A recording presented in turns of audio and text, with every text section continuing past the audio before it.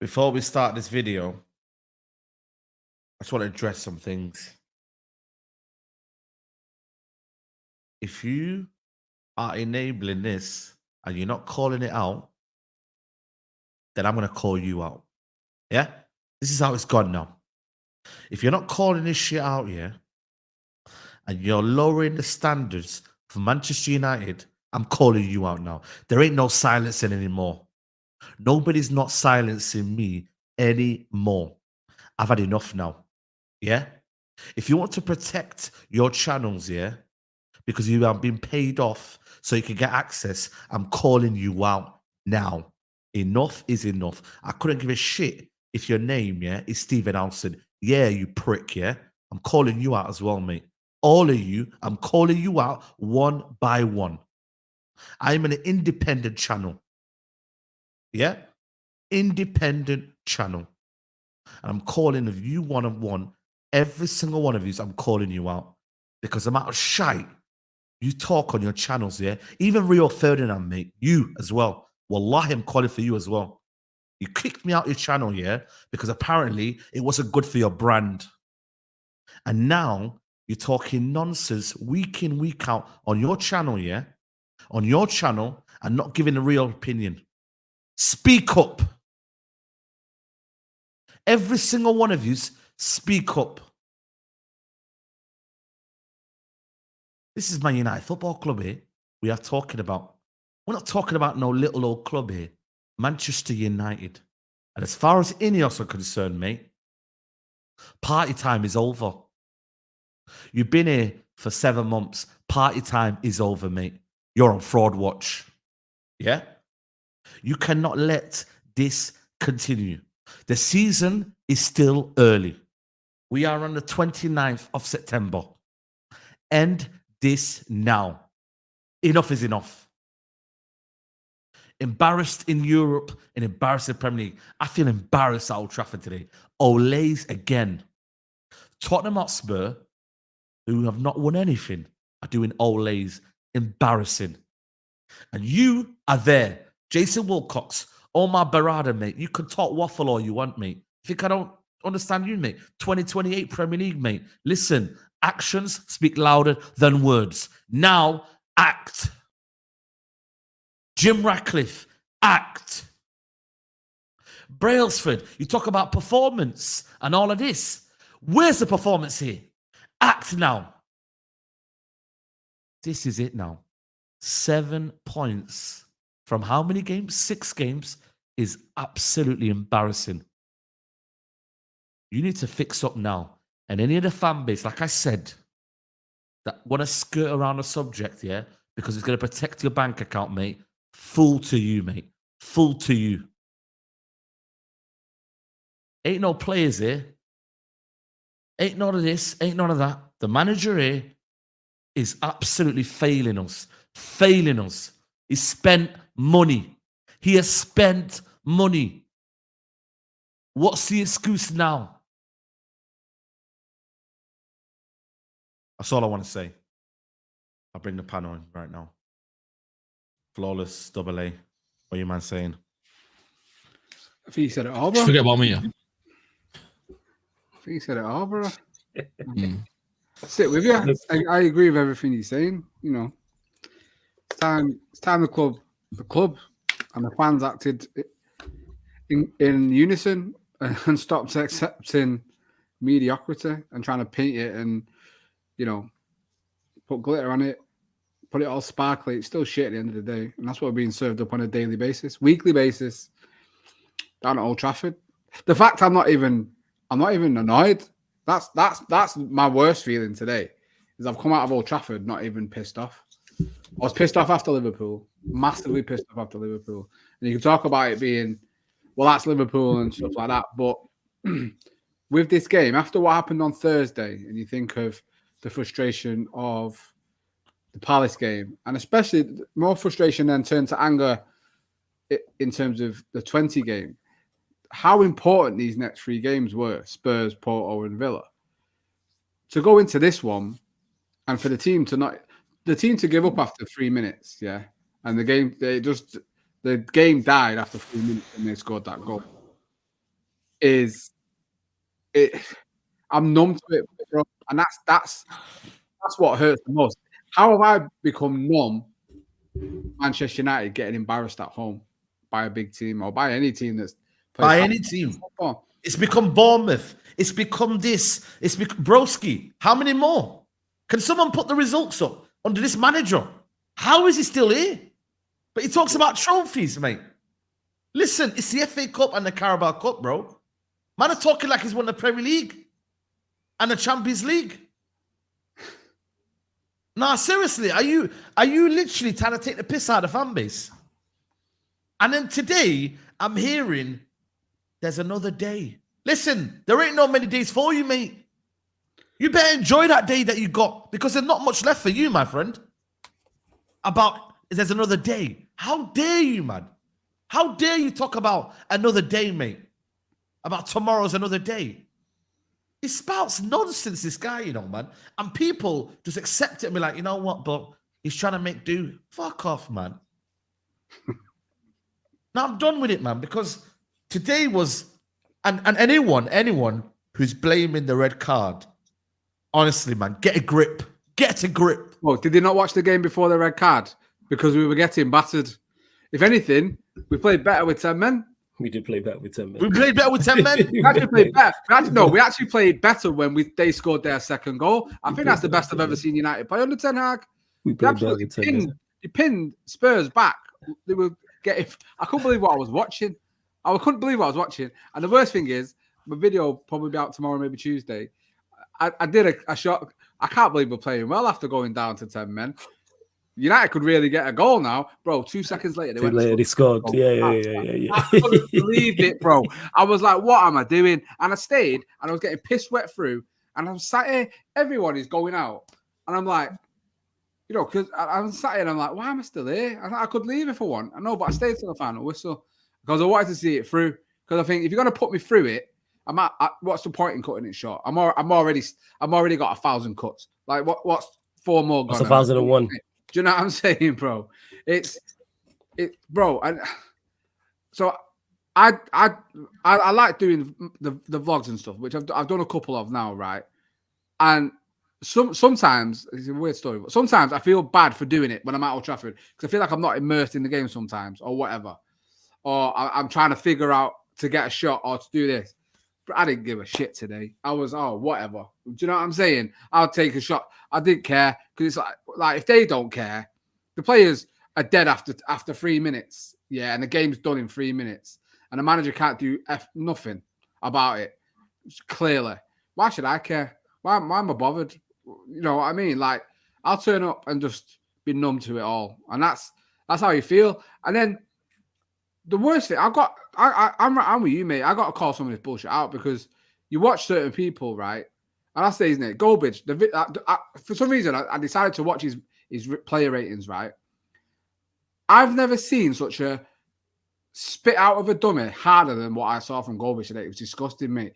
Basically saying, Well, it doesn't matter what manager comes in because it's all going to be the same. It doesn't matter. Like, why bother trying? And if a manager comes in, I'm just going to be negative straight away because that's what people have been like with Ten Hag. And, you know, they won't get it right. And the worst thing is, saying it's all on the players. It's all on the players. Bro, from the starting lineup, there was 3 players that were here before the manager came. The rest are his players. So what you're trying to tell me... captained one of them as well. You captained one of them as well. He co-signed the 3 of them. 2 of them new contracts. He's given 2 of them new contracts, Rashford and Bruno, and publicly stated that he will play them until they get it right. So he clearly backs these 2 players. So Delot, listen, he loves Delot, and I'm not saying anything bad about Delot. So you technically just say Delot is the only player that was here before him that hasn't had that major backing, but he has because he's played him a lot and he's dislodged Wan-Bissaka. And after 3 years or in your 3rd season, any player you put on the pitch is now your player that's still at the club. So to start saying it's the players, I don't believe it. And you can't start talking about cultures because I was counting in the squad. There's about 6 or 7 that were here before the manager came. So out of a squad of 25, now these are all your players, mate. So where's it going wrong then? Because they can't all be against you after a season or 2 and a few weeks in some cases, because 4 of those players only came in the summer. So exactly what is going on then? So if it's definitely the players and not the manager, then I agree. They'll never play for any manager. But this manager is just clearly not at the level required. Not even for a championship chasing team. He's not at the level required to get Conference League, mate. Because we finished 8th. And we had one fleeting season when we finished 3rd. But even then, that back end of that season, clubs were catching us up. So if the season went for a month or 2 more, we probably won't even have been in the Champions League. So in year 3, if you're not going from the jump, mate, if we're not starting from the jump like some teams have with new managers, look at Liverpool. Yeah, Villa are still doing what they're doing. Everyone's improving. Chelsea are doing what they're doing. In year 3, if you are stuttering and stalling again with all this backing and all the tools you've been given, £600 million worth, you are the fucking problem. There's no one else to blame but yourself. And the fans have to get on board with it and stop hiding behind, we're Manchester United, we do things different here. No, we're just like every other big club. And when someone fails and when someone can't do the job you want them to do, you get rid of them and you bring someone else in. And yes, in 2-3 years, if it's the same, you rinse and repeat until you get it right. Because that's what clubs do. You keep going until you get things right. At this moment in time, nothing is happening that is right. You're not going to... Last week, I was being sarcastic and I was playing devil's advocate and saying, something starting because we beat Southampton, Barnsley and Palace. But as soon as you put us up against someone decent, 20 aren't even that decent, but they are well coached and well drilled team and they've shown us up. Spurs today, bro. Mate, they played. They'll call it El Sakiko. Bro, they came here. That's one of the best performances I've seen from a away team at Old Trafford for a long, long time because we couldn't lay a glove on them until we got a man sent off and went 2 goals down. So all this bullshit talking about it's the players, I'm not having it. Because we've all sat here before and said there's a lot of managers in this league that will get a better tune out of these players than what we're getting now. So all these people that are just protecting him for no reason other than the fact you want to try and be different. And he got us 2 cups, one on the flukiest last game of the season. You're blind and you're a bit naive. And I feel sorry for you because you've lowered your standards so bad that I don't think you'll ever get it back to the place where you need to be a Manchester United fan. No way. Look at this Tubbs, man. Listen, enjoy your win, man. Enjoy your win. Tubbs. It's what it is. Big up Tubbs, man. Make sure you follow him. Ash, man. Bro, you know what's mad today, man? It's like, they could have had more, man. You know what I mean? Like, we could talk about our chances all we want, mate. Spurs could have had 4-5. Some of them were walking around, dancing around. They could have tried a little bit more after the 2-0. They kind of sat off United a little bit in once we got... It's broski. Like, it's embarrassing, man. And you know what, man? Like, today, the shift in the crowd today was like, they went home. Everyone left early, bro. Like, my East stand was empty. Everyone left early. They said, you know what? We're not having this. We're not having this, bro. South Stand was leaving as well. I mean, can you blame him? Can you blame him after what we're witnessing? This is Timo Werner and Brennan Johnson. Timo Werner and Brennan Johnson up top for him, do you know what I mean? Outplaying us and bossing us. You know what I'm saying? I could understand if it's... okay, I can get it when it's Salah and Diaz and that, do you know what I mean? But when it's Timo Werner and Brennan Johnson embarrassing us, What are we even talking about? You know what's hilarious about as well? They set up in the 3-1-6 and they schooled Ten Hag in the 3-1-6. They schooled him. They showed him how to play that. Like, not just that. That shows that Ten Hag doesn't even know how to remedy it, how to play against that. I mean, what are we talking about? How is this manager still in a job? We've been saying this for 2 years now. We don't know what this manager does well. We have no idea. Like, there's not one. He's got no charisma. He's got no game plan. He's got no tactical adjustments on the field. Like, the players don't like him. You never see him the players get hype. You know, usually players like the manager. Like, they go to him. They see some kind of warm embraces from time to time. None of the players like him. Do you know what I mean? You can see that, and it's depressing to watch. It's more than depressing because it's frustrating. It's angry. I feel anger because I'm there, and I talk to people around me in the stadium, and I kind of get the vibe of what's going on and what people think. And honestly, I'm sat around zombies, and I hear too many people say, "Oh yeah, but if we get rid of this manager, then what do we do?" And "Oh well, we just got to back him." I mean, what should we do? Should we give him 7 years? Just fail for 7, just waste our lives. We might be dead next week. Do you know what I mean? I want to see us win league titles. I want to see us do stuff. Do you know what I mean? You look at Barcelona. Barcelona have had 5 managers in 4 seasons. You look at Inter before they got Inzaghi. They had 5 managers in 4 seasons again. You look at Bayern 7 in 7. Like, top tier institutions, what they do is they create a level of accountability by saying, look, if you're not good enough, you're out. You've got to perform within your first 18 months. One of the most successful teams in the Premier League has been Abramovich's Chelsea. They won 2 Champions Leagues. They're about 17 managers in 20 years under Abramovich. Do you know what I mean? Just rinse it. If you're not performing, you're out. And what that does to the players as well, that makes the players realise, look, if I'm not performing, then you know what? The guys above me, I'm on the chopping block. I've got to be performing. This is madness. What we're witnessing right now. And you know what? I'm not as frustrated at Ten Hag because Ten Hag's he's won the lottery. Do you know what I mean? He was an average Eredivisie manager. Let's be honest. I say average. I'm going to qualify it. Frank de Boer won 5 league titles at Ajax. Ten Hag won 4. I'm just saying Frank de Boer came to Crystal Palace, could not win a single game in the Premier League. That's what we're talking. That's the levels. It's okay beating adult Den Haag and go ahead Eagles and all them bums. Do you know what I mean? That's okay. But coming to the Premier League, it's a different monster. It's a different level. It's easy go. I'm so frustrated with it, Saeed. I see your match reaction, mate, and I'm there with you. It's madness how we're having to put up and we're having to witness this. But again, I can't be frustrated at Ten Hag, even though he's the main culprit of the problem. I'm frustrated at Omar Barada. He's on the clock. Him. Now, this is his job. This is his baby now. He's got to look after this club. And what's he doing? Like I want to see sackings. I want to see head rollings. And instead, he's been backed. He's been given Delict. He's been given Masraoui. Don't get me wrong, Delict and Masraoui, they've been performing well. But after being backed with Anthony, and then he's got Rude behind him, and he's got Heck behind him, and we've got a whole team behind him. It's not working. It's not working. And there's no indicator as to how it's going to work going forward. And sitting there and watching Brennan Johnson and Timo Werner school us at Old Trafford, chance after chance. Onana's making mega saves, and Delo at the back post for the first goal. I don't know if you saw it. He puts his hand up. Before the goal goes in. Yeah, like he's like, oh shit, that's on me. I apologize. Like it's nothing. He knows. He knew it was him. Do you know what I mean? Like what are we doing here? Like, how can we claim to be a big club when we're acting like a small club with a small mentality, giving this manager this time? We got to move. We got to move like a big club. We got to say, look, this isn't good enough. You're out. He wouldn't survive at Bayern. He wouldn't survive at Barca, Real, Juve, Inter. He wouldn't survive at City. He wouldn't survive at any of these. Why should I tolerate it? So why should I tolerate it? Because you know why? You know why I say it? Because of the romance of one icon, one legend, one miracle of Sir Alex Ferguson. Because it took him 4 years. But where else has that happened in Europe? That's not happened anywhere. Do you know what I mean? And we can talk about Arteta and all that stuff, but he's not won anything as of yet. And listen, it's going to happen from time to time. But the fact is, the proven method is out there. We see it time and time again with Barca, Real, all those that I've just mentioned there. You rinse and you repeat. You sack your managers until you get a manager that can provide and show the quality and the ability on the football field. This manager, he's had 2 years, 3 years almost.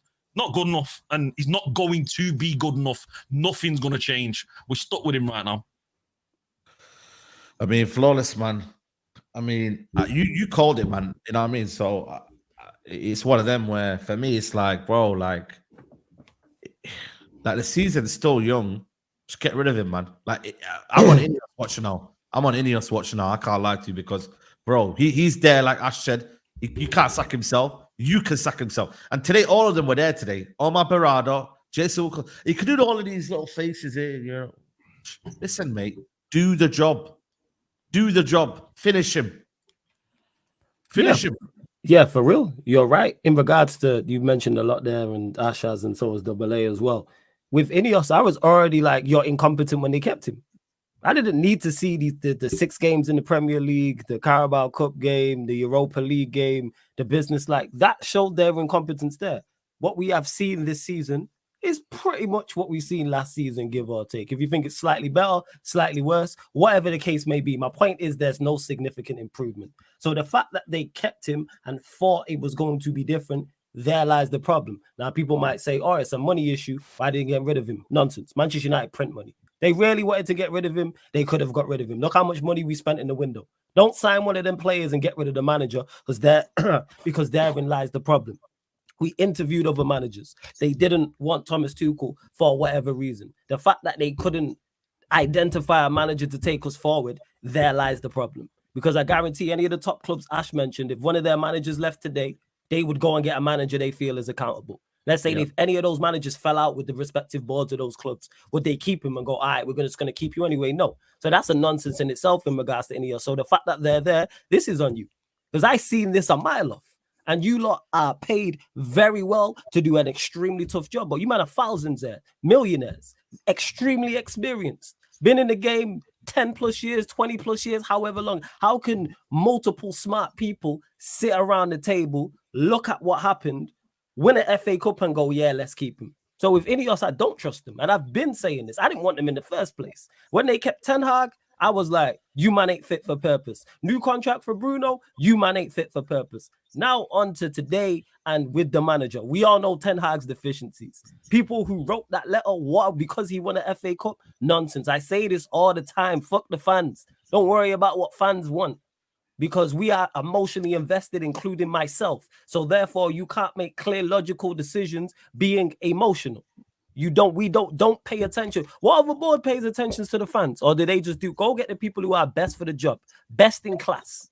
How is keeping Ten Hag? This guy performed at the worst possible level in the 2 competitions, the 2 Premier competitions. We had our worst ever Champions League campaign and worst ever Premier League campaign. Nowhere else in any top profession can you fail at 50% of your job in the worst possible fashion and keep it. Would not happen anywhere else. But for some reason at Manchester United, because like Ash mentioned, because of that, the one icon we had, the one legend we had, the one unicorn we had, people think that's going to happen again. People, that's not going to happen again in our lifetime. And secondly, you know what Sir Alex Ferguson also had that bought him time? He had an incredible resume before Manchester United. Just go and do your research because some of his records still stand today. In particular, Aberdeen still being the last side to win the Scottish League outside the Celtic and Rangers, and that still stands to this day, and that's before any of us here were born. So in regards to the game today and the players, that's just what we've been seeing with Manchester United. And anytime, you know, when Fergie said, oh, it's just Spurs, that's not us with Manchester United. Yeah, fact. It's just United. All you have to do is play hard, run hard, press, and Manchester United will give you up the ball. It's really not difficult to beat us whatsoever. We are really easy. We are really easy to beat. Really, really easy to just turn up at Old Trafford and brush aside. And shown that in his team selection. I said it on my watch along before the game started. He played Bentancur, Kulusevski, and Maddison. I have never seen a big 6 side go away from home and not play a recognized DM.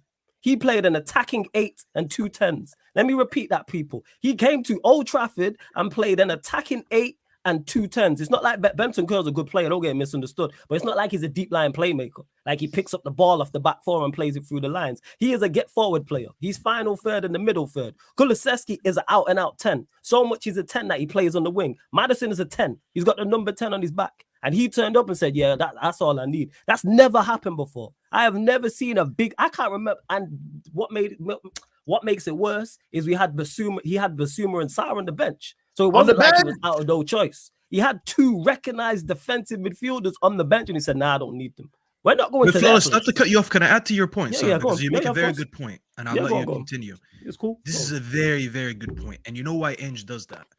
As much as this guy gets hate, this guy actually has no respect for anyone but himself and his team. He did the same thing against Arsenal, and he did the same thing against us.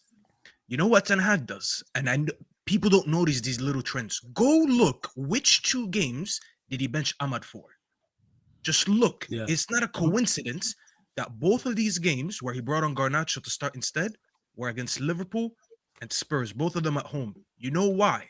Because he believes in a philosophy where he could just transition against big teams and who'll get the job done.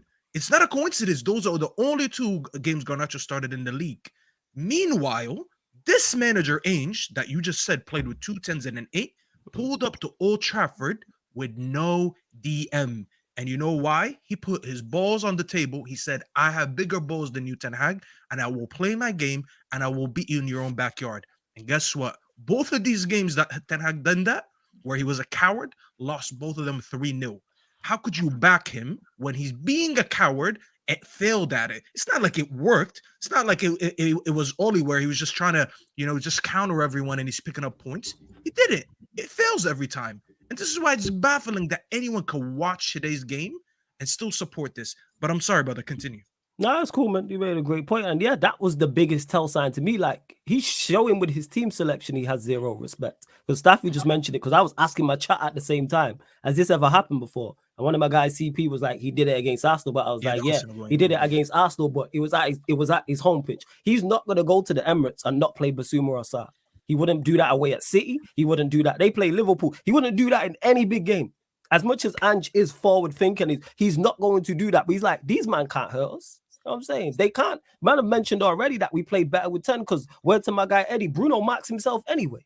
That's why we played better with 10. When people was like, oh, Maddison didn't really try and get him sent off, he probably wanted him to stay on the way he was giving up the ball to them. It's like he was playing in white and navy anyway. But we all know about Bruno's deficiencies. We all know about the deficiencies of these individuals. And as much as we had a good window, we still needed much more because we are way short. When you have a manager who can't put a system together and put tactics together to help a team, you are then relying on the individuals on said team in just their terms of quality. I've spoken a lot about our attack. Well, that goes for our entire team. We don't have the individuals out there by themselves to go and do the business. And we don't have a manager. So therefore, this is why we struggle. This is why I wrote on this very show. I wrote off the season before it started. I said, I'll see you lot in 25, 26, because we're not doing anything. This team is nowhere near it. Now, can a better manager get more out of it? Absolutely. Without doubt, a better manager can get more out of it. But it's on Ineos. Will they sack him? I don't know.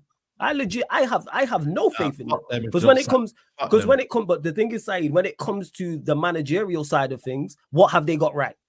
They've got nothing right in the managerial things in terms of 1, keeping him, and 2, the replacements. Those 2 things are and you're supposed to be best in class. You might have been, you're not new here in regards to new to the roles you're in. These are footballing people. What are we talking about here? And I say anyone who backed this and all that new season optimism, ridiculous. And I said it and I didn't want to be right. And people had the cheek to call me negative when I said this team cannot do anything. Just look at the manager and look at the team. Take the Manchester United glasses off of it. It don't take 6 games for me to go, hey, you know what? This team's not it. What was so wildly different? Did people really believe Xerxes, De Ligt, Agate, and Maserati were going to transform us? Because that's what we was looking for. We weren't looking for players to make us better. That's 2 different things. A player making you better is one thing. But we were looking for these players to come in and transform us. There's only a few players in Europe there's only a few players on the planet that are capable of doing that. That's why even seeing De Ligt, even though he's played well, wasn't at his best today because of a lack of passing options, getting caught on the ball.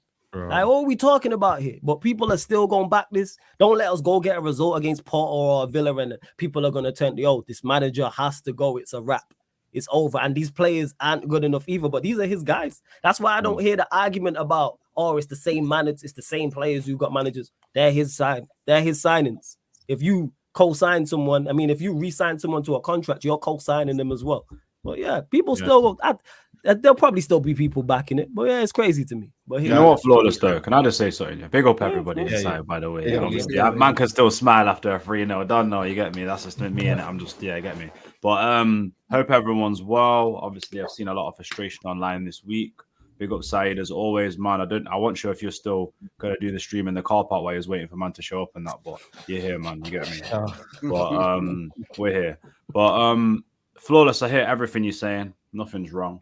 I feel like the first emphasis of what we're trying to do to at least raise the level of what we're doing right now as a club and on the pitch and stuff like that, probably more or less on the pitch, is we're stuck with these players for till next summer, right?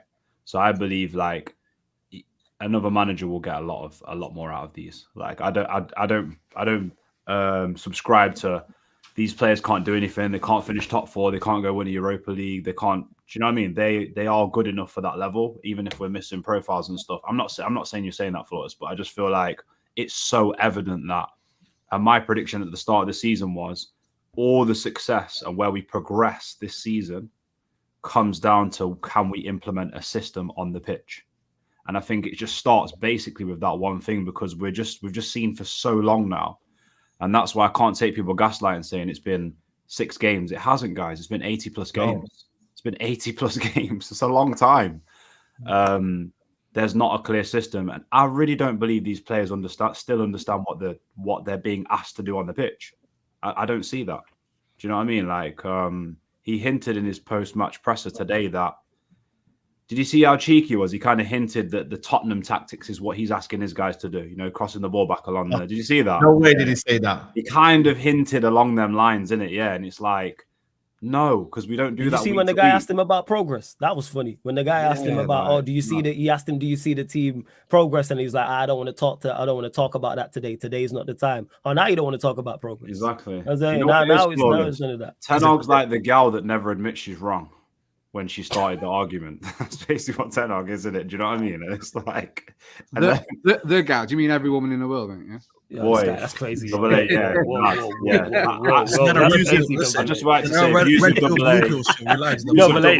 crazy, yo. The show's going viral. Maybe your missus is watching this. I would be careful, Double A. Missus is next door. That's the funniest thing. I just said they're coming down the stairs. I'm sleeping down here tonight. Let me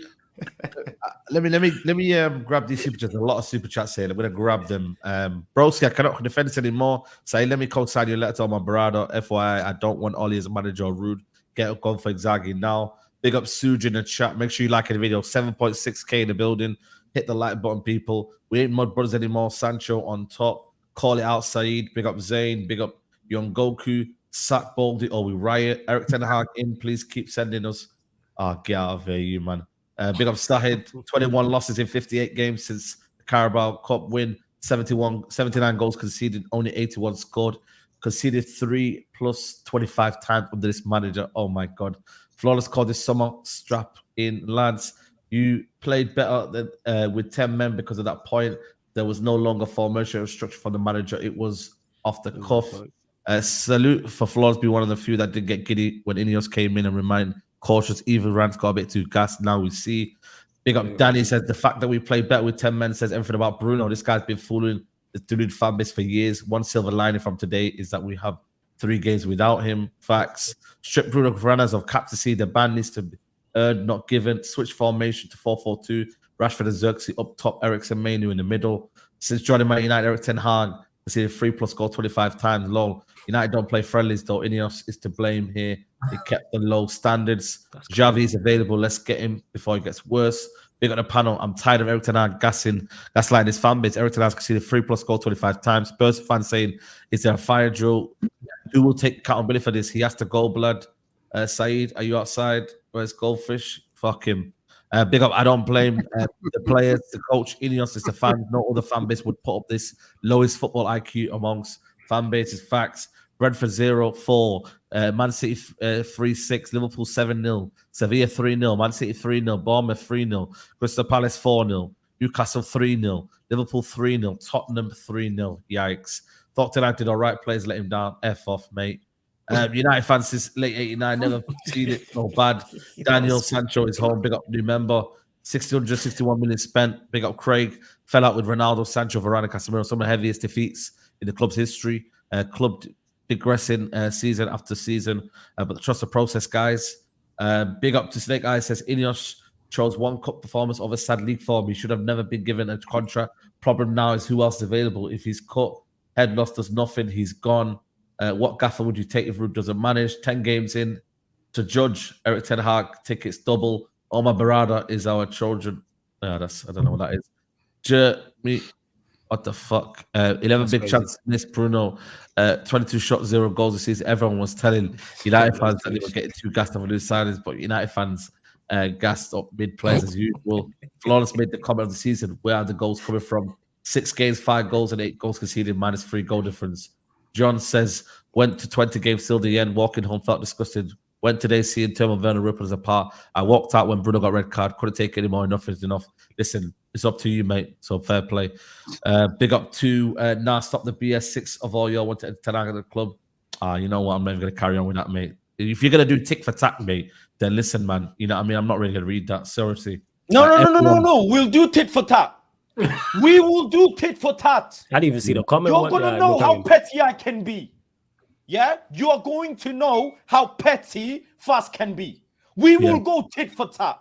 Yeah, facts. Yeah? No, it's civil war. We will go tit for fucking tat. Yeah, facts. Bring them.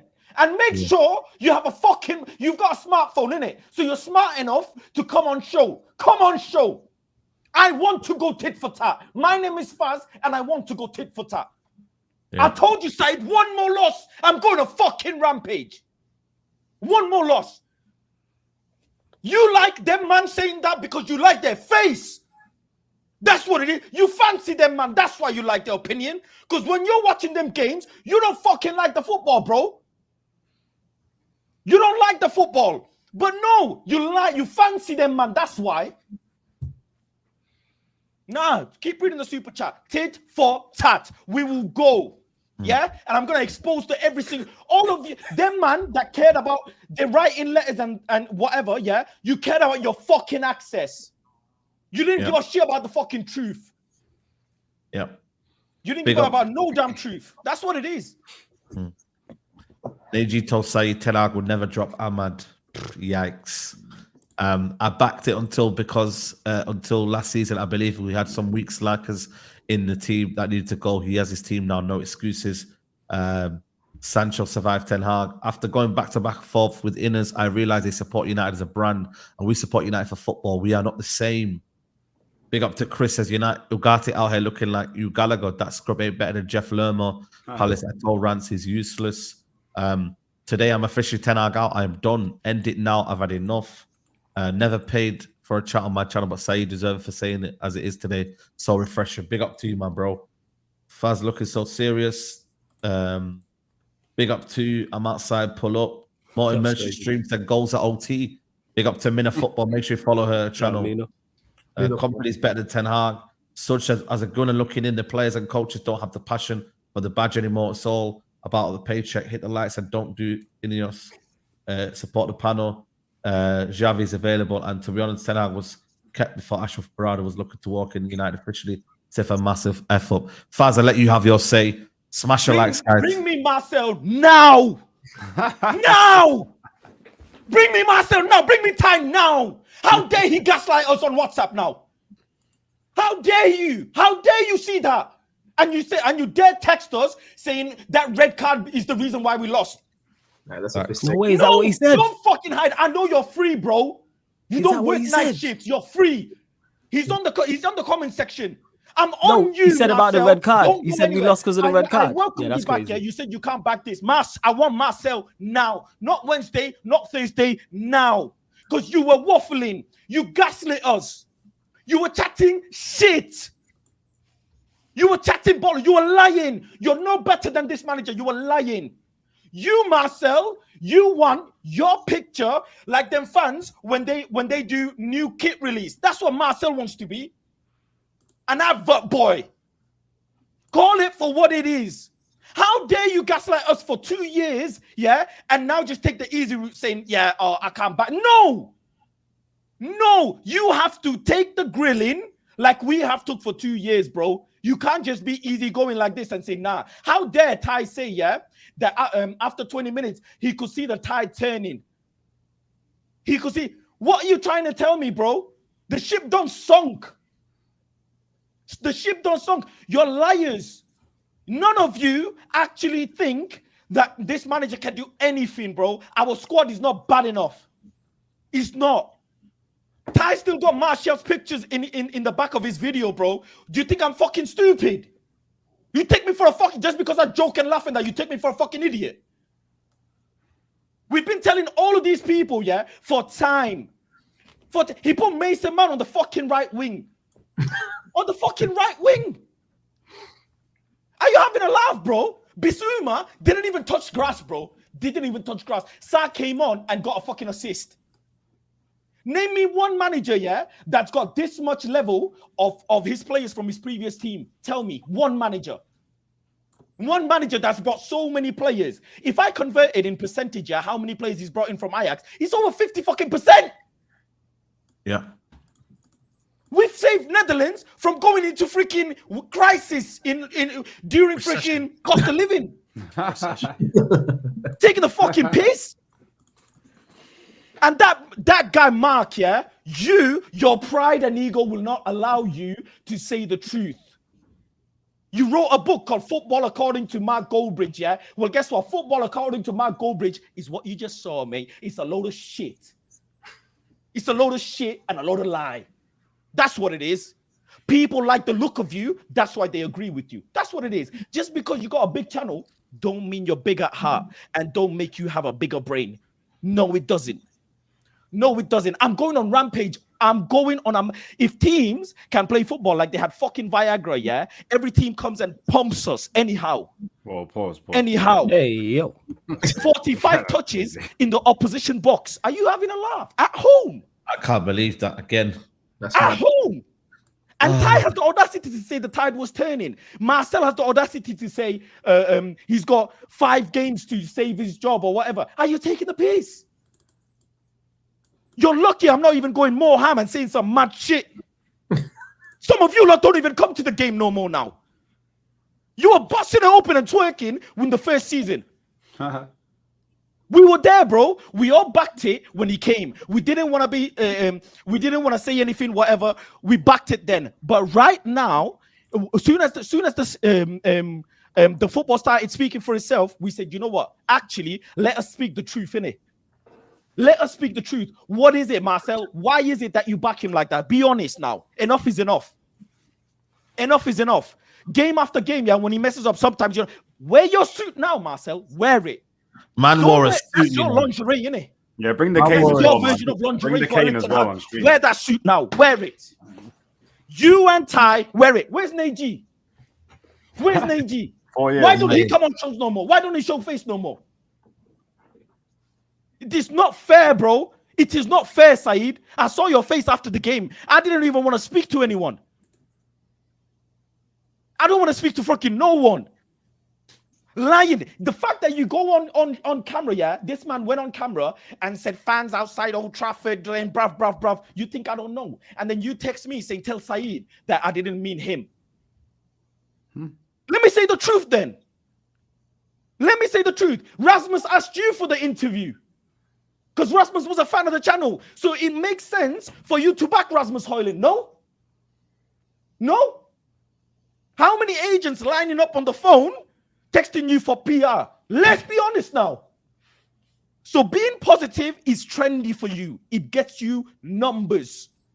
No wonder you got your producer watching everyone else's channels and saying he's got this many live viewers during the watch along. He's got that many viewers watching live. Send the letter, bro. Send me the letter. I dare you. Send me the fucking letter. God got me. I dare you send it to me. Send it. You got my address. Send me the letter. Send me the. You say that us fans were toxic. Yeah? Us fans were toxic because we didn't believe in the manager. So what are you? Because last time I checked, yeah, ain't nobody ever gonna fucking tell me that there's a suspicion that I'm a fan of a different club. Ain't nobody ever gonna say that. Ain't nobody ever gonna say that. I remember specifically, yeah, your producer told me that my solo views were low because of my take. So it didn't make financial sense for you. You know, it's the best thing you ever did for me is freeing me, bro. Freeing me. All of these platforms, yeah, they cannot tell the truth. They hold it in because they get the fucking access. That's all it is. That is all it is. The football, this manager is the worst manager I've ever seen, bro. Ever. People, I don't know what they believe. I've never seen the amount of excuses in my life. Bro, you get caught cheating. You literally got caught cheating red-handed on CCTV. There's pictures, yeah? You're saying it's not me. Are you fucking having a laugh? Shaggy vibe. You got caught. It's exactly what I was thinking. Double A, it wasn't me. Picture, Yeah, video, it wasn't me. And you're saying Photoshop. it wasn't me. It's what? Your twin. Photoshop, fans. Your twin. Are you having a laugh? When I asked them fans, yeah, please tell me. Me, I don't even know football, yeah. Let's say I don't know. How did Van Gaal play with Tyler Blackett? Explain that to me. Both with Jackson. Bro, how? Varela. How? Varela. There's some players who played under Van Gaal 20 games, yeah. He plays in Finland or Poland now. Paddy McNair. How did he play his system? How? What is it that you know? Because you do 2-2 podcasts with former goalkeeper. You do a 2-2 podcast with a former goalkeeper. You know what? Man, call it as it is. Cat Williams was right, man. This is the year. Facts. Bro, it's the year, man. Can I Bad just say enough, before man. Faz comes I back want in, yeah? Marcel, yeah, and honestly, I never ever let anybody not have an opinion. But Marcel and Ty, yeah, they need to be held for charges and they need to be thrown the book at them and then throw away the keys. Because this ain't fair, bro. It's just not fair. It's actually a detriment, waste of my fucking time to listen to these two and give me any justification. Because they don't actually justify anything. Them two specifically, they don't justify anything. Yeah, facts. Thousands of people are telling you know what? First, it was like 200 people, Eric Ten Hag out. Then 300, then 400, then 5,000, 50,000. Thousands and thousands of people. Yet these two. The thing is, at this point, I will simply say, I think Ty and Marcel, their pride is just too much for them to say, you know what, lads? Yeah. You know when you go too deep? When you go too deep into it, you just say, yeah, let's just go through with it. Let's just go through with it and take what comes. No. I promise you, probably even after Eric Ten Hag gets sacked, yeah, these two will say Eric Ten Hag could have done something. Yeah, trust me. Like they do with Oli now. The revision Could have done something. I know a guy, yeah, in my area who's a big gambler, lost everything, and now when I see him, he's class, yeah. He walks around like this, saying, "Red or black, red or black," because he's so addicted. That's what Marcel and Ty have become. Zombies. Eric Ten Hag. That's all they say. They don't actually say anything. Nothing. Who is Ange Postecoglou, bro? Who is he? He used to be a pundit. Bro, he used to be a pundit. The audacity of this manager, yeah, this manager could actually come and physically abuse you, do anything to your family, and you probably still go and say back this manager. He probably did it for a reason. That's what he's become. Faz, this is what I'm saying about, you know what it is, Faz, yeah? The saddest thing is with a lot of the fan base, yeah, that are still like running with the Ten Hag fingers, yeah. You've allowed this manager to brainwash you into having none of your own standards or views. Like, and that's why it's real here, because none of us, even if all of you lot was I'm not saying you was Ten Hag in, yeah, and I didn't believe it, I don't care. I'll still say my view on where I think we're at in it. And this is why, Faz, remember when I asked these, man, yeah, where's your baseline? You never get an answer. It's always a league position or a stat. And for me, how can you define what we're progressing as a football club by a league position and a stat? There's so much more to it. So you know what, Leon, and I don't think people are realizing this. You guys just mentioned some of our former players: Rothwick, Jackson, Varela, Blackett. The list can go on. I could talk about McNair. I could talk about a lot of players that weren't good enough and played for our club. What people were not deeping that today, Ange Postecoglou put 3 past us with a Chelsea reject, who everyone in Chelsea thought he was a flop, a Forest player, right winger, and a Bournemouth striker. That is the team that put 3 passes. We didn't play against Salah today. I didn't see Salah on the pitch. I didn't see Haaland on the pitch. I didn't see anyone world class on that pitch. A manager took 3 players that I just named and put 3 past us in our own backyard. And there's people that still sit here and make excuses for the play. They said it was injuries last season. Okay. That excuse ran out because there's no injuries right now. He chose the 11 he wanted to put today. We all said drop Bruno. He still played Bruno. He said, I'm going to play him into form. And we'll get into his red card, I'm sure, later. And he let him down today on the pitch. You got outclassed by an 11 that most of us wouldn't say are better than ours. If I ask you right now, how many of that front 3 would you take in our team? You can make an argument for Solanke. That's it. If we talked about the back line, you'd probably put more of the United back line. If we talked about the midfield, you'd put a couple from our players. You'd put Mainu, you'd make an argument for Casemiro. So it's not like we got outclassed by a team that's superior to us. We got outclassed by a manager that is superior to ours. It is that simple. I sit here every week and I say we are not a well-coached team. It is simple. It is simple. I don't think it's that hard to understand. We are not coached well. If we get another manager, do we win the league? Probably not. Probably not. But if we get another manager, do we lose 3-0 at home to Spurs? Probably not. We'll do we better. The tie thing is, with though, Palace Safi, 0-0? We'll do Probably better. not. That's the Sorry? thing. We'll do We'll do sorry way to cut you better. off. That's We'll the do point, we'll do Flawless. better. And it's like, again, this is where my issue lies, is because we're not talking about winning the league or Champions League, where not only do you have to be on point in regards to offensively, defensively as a team. We're talking top 4. We had our worst ever league season and we're 3 wins away from top 4. We were 9 points from top 4.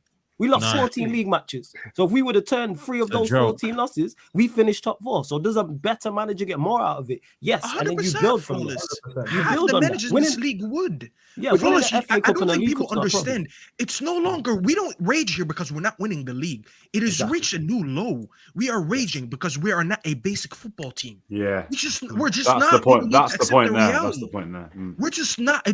We don't do the basics. Mm. Guys, we have 1 goal at home in 3 games in the Premier League. If you told me that 10 years ago, I would have called you a liar.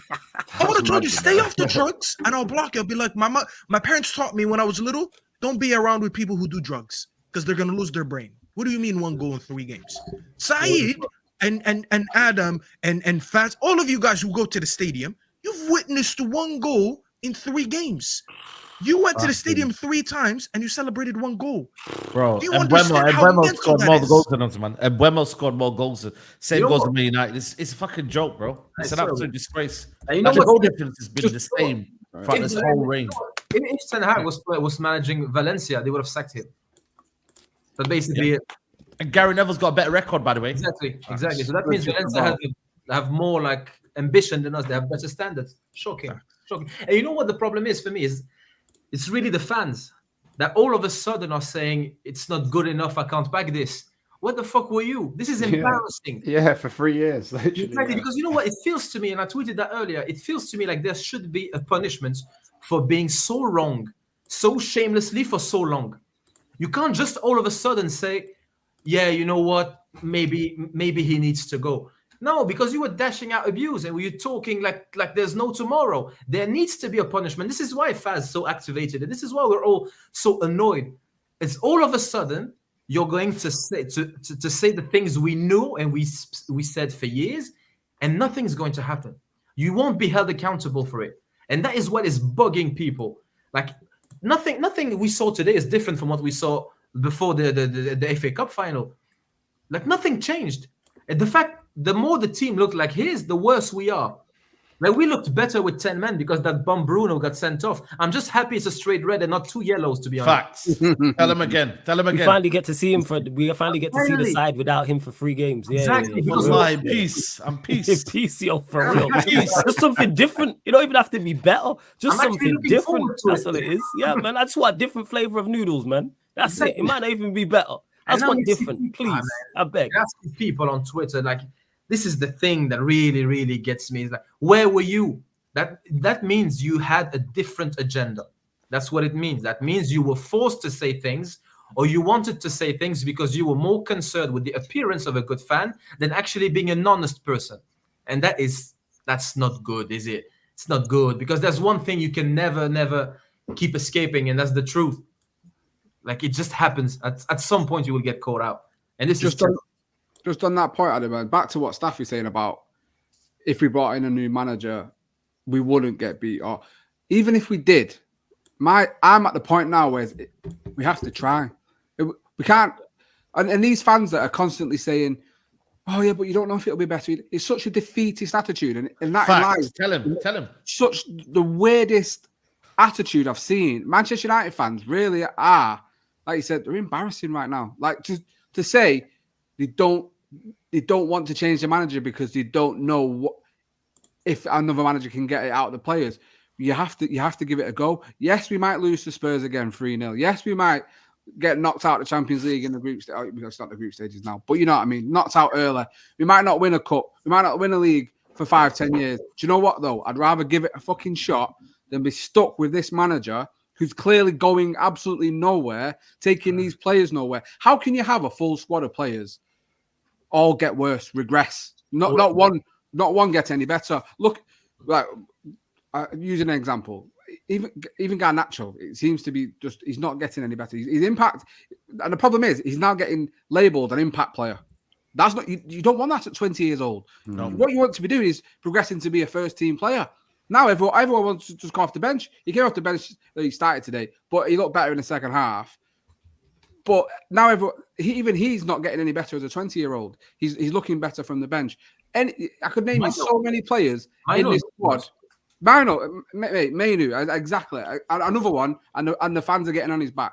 There's so many players. How you can have all these players that you've bought, that you've brought in and identified and targeted to get them to get the best out of them. How you can do it with no one? Mm-hmm. I mean, it's taken six games for De Ligt to start having stinkers, Mazraoui to start having stinkers in a massive game at home that we're meant to win. That the players don't even show up for. Why are they not showing up? We spoke about it on the show the other day, Saeed, about this manager not being able to say anything to galvanize these players, and it reminded me of like I would for all the wrong reasons. I would love United to do an all or nothing on Prime.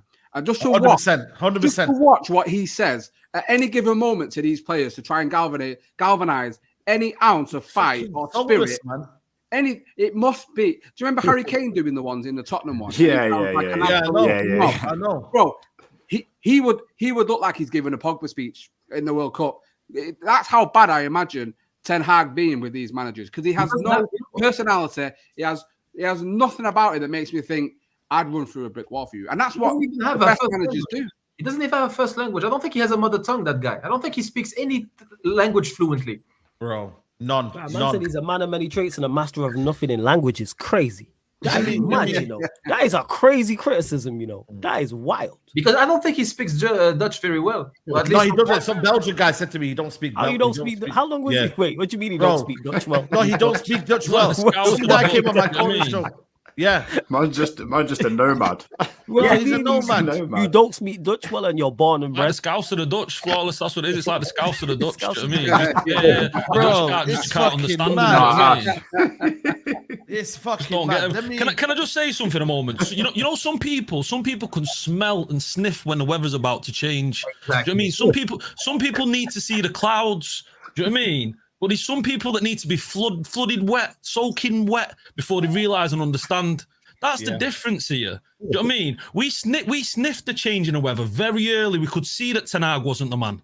Some of these boys out here, like Marcel, like Goldbridge, like the rest of them, they needed it to be pouring it down, absolutely pissing it down before they say, you know what? Maybe we should get a coat. Maybe we should get an umbrella or something. Do you know what I mean? Yeah. And that's the difference. It's what you're watching and who you're watching, and that's why you're watching here and Saeed. Do you know what I mean? And the boys, because we'll bring it to you. We'll tell you when the weather's changing. Do you know what I mean?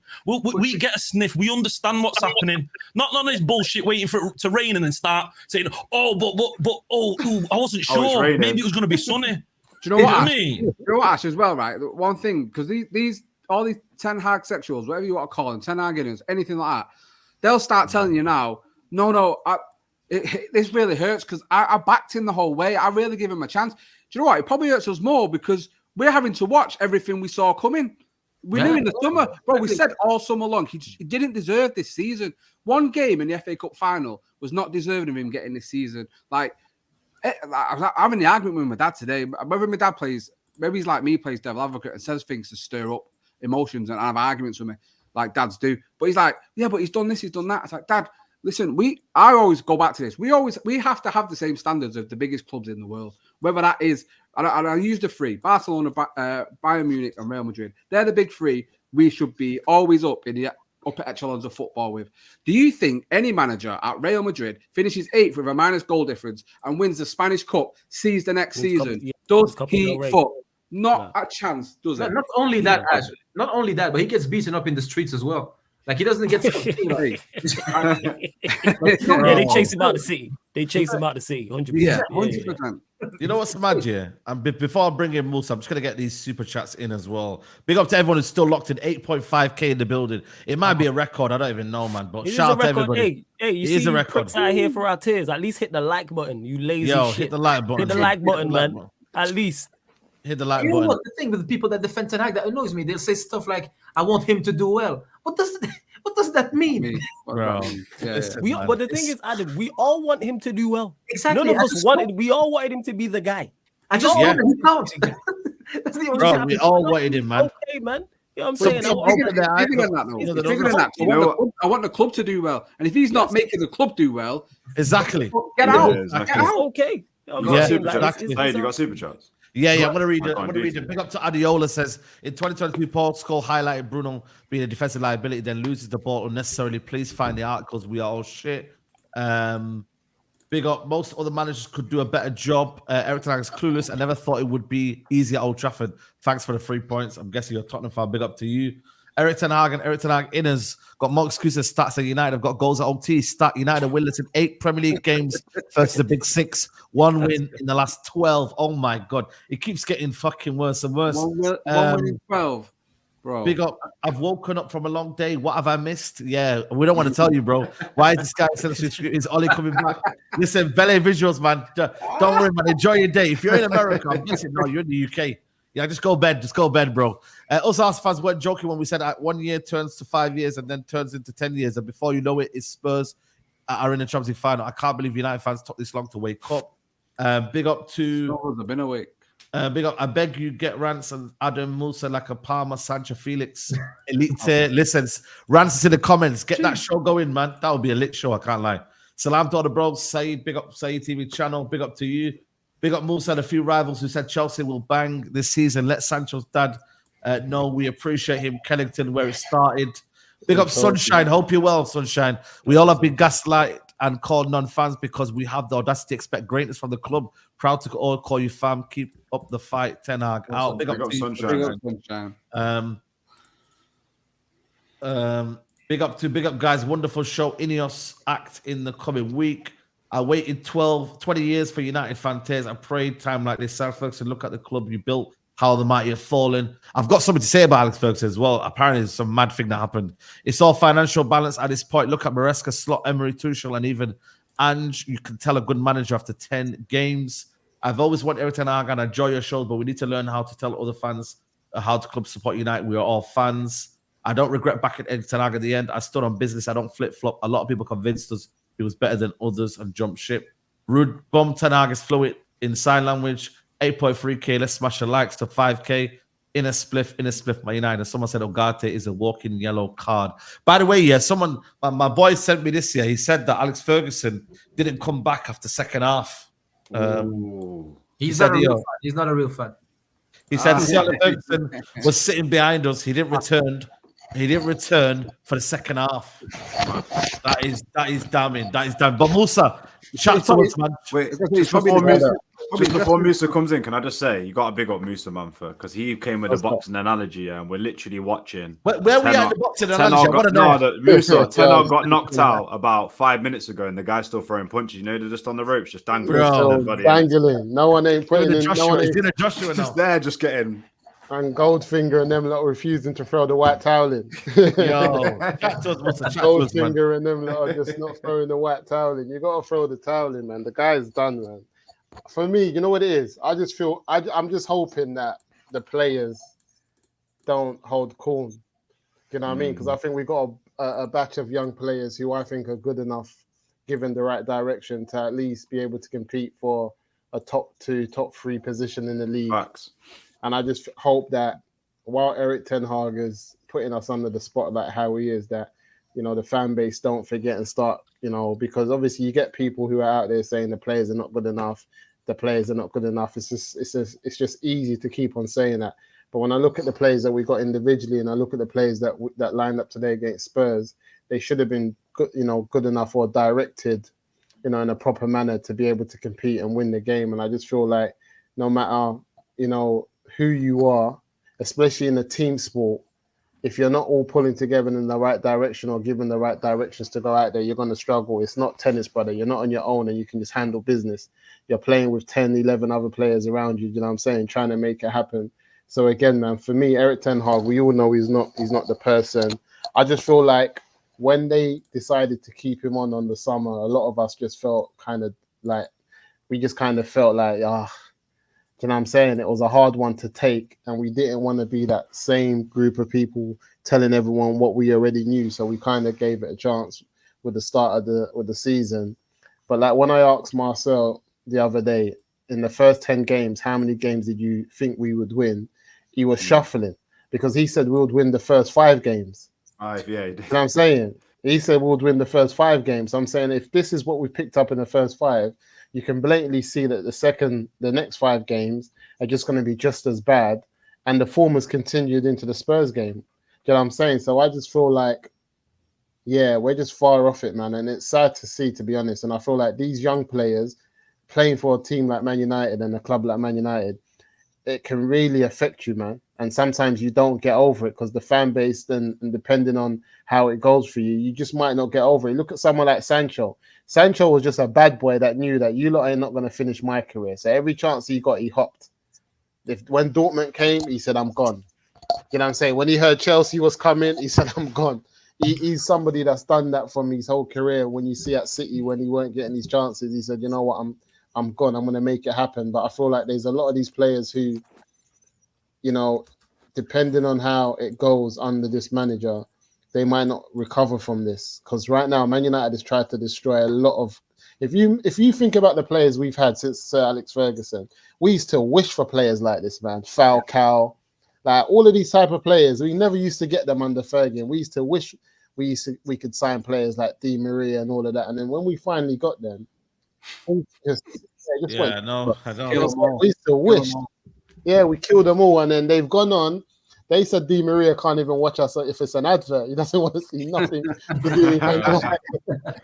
You know what I'm trying to say? So I just feel like, for me, my biggest thing right now is to kind of support the players and just wait for Eric Ten Hag to go. I ain't got much to say because we're just getting gaslighted out here, like hearing silly stuff about, you know, the manager needs support, he needs time, brother. Can you imagine? Yeah, when Eric Ten Hag signed for Man United, what I said to myself was, in the 3rd season, I hope that Man City are not as good as they can be, and they have a bad season, and that we're there to pounce. Do you know what I'm saying? And what's happened is that Rodri's got a massive injury, and if anyone's going to pounce on him, this is the season to do it. And where are we? We're sitting like 12th in the league, 13th in the league. Yeah. 600 million spent 3 years in. And somebody like Marcel was telling us the last game that we should all just look at it. He said Mandem. Before you go, he said, Marcel, with his own words, guys, it's season 1 for Ten Hag. He said it's season 1. That's what they think. For Ten Hag. They actually think it's season 1. They all say the same things. It's season 1. They're stuck in a loop. It's embarrassing. Season 1, 600 million spent. That means whole new squad. But then Musa, in the same breath, they'll tell you, but he's won 2 trophies. Well, now it can't be season 1 then if he's won 2 trophies. It can't be. Guys, won the FA Cup and got relegated. Do you know what I mean? Yeah, it's like how do we win the trophies? Like, it's always a struggle. Like, even when we won that first EFL Cup year, we didn't deserve to really, like, on performance, that we got the goals in the final. Do you know what I mean? Even like FA Cup, we struggled through. I think when commentary. Exactly. Double A got me thinking, you know, and you were saying before about why, like, you kind of questioning why the fans the way they are and why they support. I still think a lot of these fans think a manager's going to come along and be a semi-Fergie. And I don't think they've realised that football has completely changed. Like, because the way they talk is like, it's like the girl's cheating on you. I just can't let her go. And it's like, bro, she just keeps doing it every weekend, bro. No, Like, let her go, innit? Do you know what I'm saying? But football's always been like that. And Just Brian let her said go. it perfectly. One of the best things Brian's ever said on Saeed's channel here, he said, Fergie is the reason most of these United fans don't understand football. Yeah, they And he don't. was They spitting don't get facts. football. Yeah, they don't get You it. look at every other club, bro. They always understood when you're not fit for the job, someone else might be. I have to try until I find that. These guys are still obsessed with the idea of backing a manager no matter what. Yeah. We are not stuck in these times. It doesn't. Football has evolved. Life has evolved. You don't follow whatever your grandparents used to do about 100 years ago because you live in a different generation now. If you did, then you're just stuck in time. You look at everyone around us. Andrew's been here for his second year. Maresca's in here for his first year. Arteta's been here for 5 years. There's enough samples for me to show you different situations where all of them, people have worked on evolving while we're still stuck in the idea of just supporting managers. And I'll tell you why these guys want to do that. Because they want to be the first ones to, in case another manager comes in and fails, to be like, see, you hounded out the other manager and it still didn't work. At least I stuck by him. Guess who I stuck by? I stuck by my club. I didn't stick by a player. I didn't stick by a manager, and I didn't stick by an employee. I care for one institution and one institution only, which is my club. I don't care how we succeed. If it means we get rid of a player or two, if it means even if we change managers 3-4 times a season, if it leads me on to success, that's where I want my club to be. It's not glory hunting. It's not, oh, you only support this club because it used to win. You're the first ones. If you ask them, why is United a big club? They'll say we have 3 Champions League and we have 20 leagues. But they also justify this manager being here for winning a Carabao Cup and an FA Cup, even though he's yet to compete for a league and he hasn't got us anywhere near competing in Europe. So the logic that they use is so fraudulent. And it's so hypocritical. And by the way, they're more arrogant than us because they say, oh, they just want the manager out so they can prove their agendas. It's arrogance. It's not arrogance. You're arrogant to stick by this manager, even though all the evidence shows you he's not good enough. But you go by the logic, which is like, oh, I'm a good fan, so let me just always be the good fan so I can look. That is arrogance. You trying to be the good fan, the super fan, and we're the shitty ones. That makes you arrogant. I'm not arrogant. You know what? It's worse than arrogance. It's narcissism. It's like it's embedded in the personality, because arrogance can be a trait. Narcissism is deeper. Like you can be pathological with that. It's you know what? Some of the fans that go to Old Trafford, it feels to me like they just go to the movies and they come back from a movie that was poor. Like, you know what? That was a bad movie, and they come back and they start again tomorrow. They're not annoyed. It was just a bad I've watched too many bad horror movies, man. It's too much now, man. Get me out. So no, it's just a bad series, but season 1 and 2 are terrible. But then people think season 3 is going to be phenomenal. You stop watching. We've all got our favorite series. If season 1 or season 2 if season 1 by episode 4 you're not entertained, you ain't putting that shit on. No more. What are we talking about? They hook you in all our favorite series. Whether you watch Power, The Wire, Breaking Bad, whatever you're saying, all started off very, very good. If they started off bad, you're not watching till season 6, or it might get good. Probably not. See why we've been doing all this nonsense here. You see Chelsea, they've had 3 managers in the time we've had Eric Ten Hag, and they've cracked right on. They've kept behind the squad of players that they've brought in. They've kept behind the method of what they want to do with a squad of young players. They've got Potter in. Then they got in my man, what's his name? The old Spurs manager, Poch. And then they've got this guy in, and they know what they want to do, and they're relentless on it. They're not on this. And Poch didn't even have a bad, like, it weren't the worst for his first season last season. He done quite well when you look at the fact where they finished, and I think they got into what? They was in the finals of the Carabao Cup or something like that. Who did they lose to? Yeah. And they went in semis in the FA Cup. That was his first season. He had a few young players. He was trying to get the team together. They finished good. But they've had 3 managers while we're sitting on the fence about Eric Ten Hag. What are we doing? Like, is he staying? He's won FA Cup. We're sitting on the fence, man. Brother. You know what the maddest thing is about today? Desperation, Mandem, innit? Because he hasn't got. We haven't had silverware in time. It's just desperation to hold on to something. Yeah, we've had that. Yeah. We've had we've won every trophy you can win since Sir Alex Ferguson left, except for the big 2. We've won them all. There's nothing else that we have. Like, we just need the Premier League or the Champions League, or we need to be at least finishing in the top 4 season after season and building on that. So we As need for to everything compete else, for we've them, let won it. alone win them. We haven't Yeah, competed we for either Yeah, we one haven't for 13 competed in games years. for time. Yeah, But this fucking Omar Barada wants to talk about 2028, bro. Oh my What the fuck's this lord! guy doing, man? Nah, Hey, in seriously, man. Ineos we trust, man. You know what I'm saying? Hey, That's shit, what it is. Man, In let's talk Ineos about we trust. 2028, mate. Listen, deal with 2024, mate. My friend, Hey, yeah? shit. Listen, brother, whatever you do at Man City, nobody gives a shit, yeah? You're at Man United now, mate, yeah? So you need to deal with the right now, what's going on. 2028, Premier League ain't happening under this manager. So please, fix up. And the biggest thing for me, yeah, I just want to concentrate as well more, is that people, 11v11, we were getting smacked up today, guys. Can we all agree with that, guys? 11v11. Talk about when we were 10v11, say. Can we talk about Bruno, please? Because it's been Oh, changing my every God. Please, can I come in for Bruno? This is Yeah, my I want you to come. I got this body. Let me get him. Let me get him. Let me get him. Adam said, I got Everyone this wants- body. let me Adam get said, him. I got this body. You know what I'm saying? Yeah, I said, Talk this about man, the barbecue first minute. chicken. Talk about the first minute. Adam wants a one-on-one with Bruno, innit? Bruno is my Oh, chicken. it's personal. It's personal, guys. It's Adam, bring personal, out the it's ship. personal. The ship. I need the Moroccan ship. The ship. You know what I mean? You know what the thing with Bruno, and this is something my dad said probably 2 years ago. He said when Bruno is when he plays badly, when he has a poor game, you're not a man down, they are a man up. Yeah. And today we saw that. Yo. Today we saw that we removed Bruno and we looked better. With Bruno on the pitch, we With looked 10 way men. worse. So when Bruno is like, for example, if McTominay is playing badly or hiding, you're playing a man down, but they are still having to play with 11 players. They are not playing with 12. When you have Bruno on the pitch, they play with 12 and you play with 10. This is the state we are in. And it today was the best example. Bruno got sent off and we looked more compact and we looked better. What like people say, I don't know who was talking about this earlier, but said we scapegoated Matic and Martial and Pogba and Sancho and Maguire, and we scapegoated everyone. So, and now people are turning to Bruno. We just ran out of scapegoats because the team is new. There are no old players. Everyone is new in this team. The only like old players are Rashford and Bruno. It's just their turn. And you know what? Everything but them. And Bruno, he's a disaster. I don't think I've seen one player so disruptive for any team in my life. Because if you're not a United fan, you just see the highlights. You're not watching every game from start to finish. You're just looking at the results and you say United lost, but Bruno scored. So you say, you know what? Thank God they have him. No. We would improve overnight without this guy. Just get rid of him overnight. Give it like I said earlier, it's a blessing that it's a straight red and not 2 yellows. Because at least we have more than one game. 100%.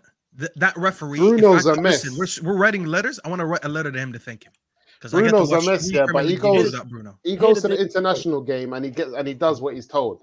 So I find it's difficult for Bruno because I know he's a mess, but I see him go to the international level and I see him with all the ballers around Giving him. too much freedom, way too much freedom. He doesn't have it like that. He doesn't have it like that. There's other But the ballers around him. level. Because the level Musa, between the level though, Portugal I'm talking about and what he anyone actually- is. But Musa, you know why that No, is? but Because they don't have the, does they though. take for a basketball reference, they take the ball out of his hands. He ain't shooting, he ain't So we dictating need shit. to- That's so why. we need to sort that out because I don't know what's going on because he goes there and he does Big up, Gunnar. his bit for the team and like what I'm saying, like he shouldn't be the biggest problem at Man United, but he is. And I think once you Big give up, my Gunnar. man the armband, the captain, and you make him captain, and the same thing what flipping Ollie done when he kind of made him like bigger than Pogba at the time and made everything go through him. Yeah. It just becomes problematic because he thinks he can do whatever he wants and he can't.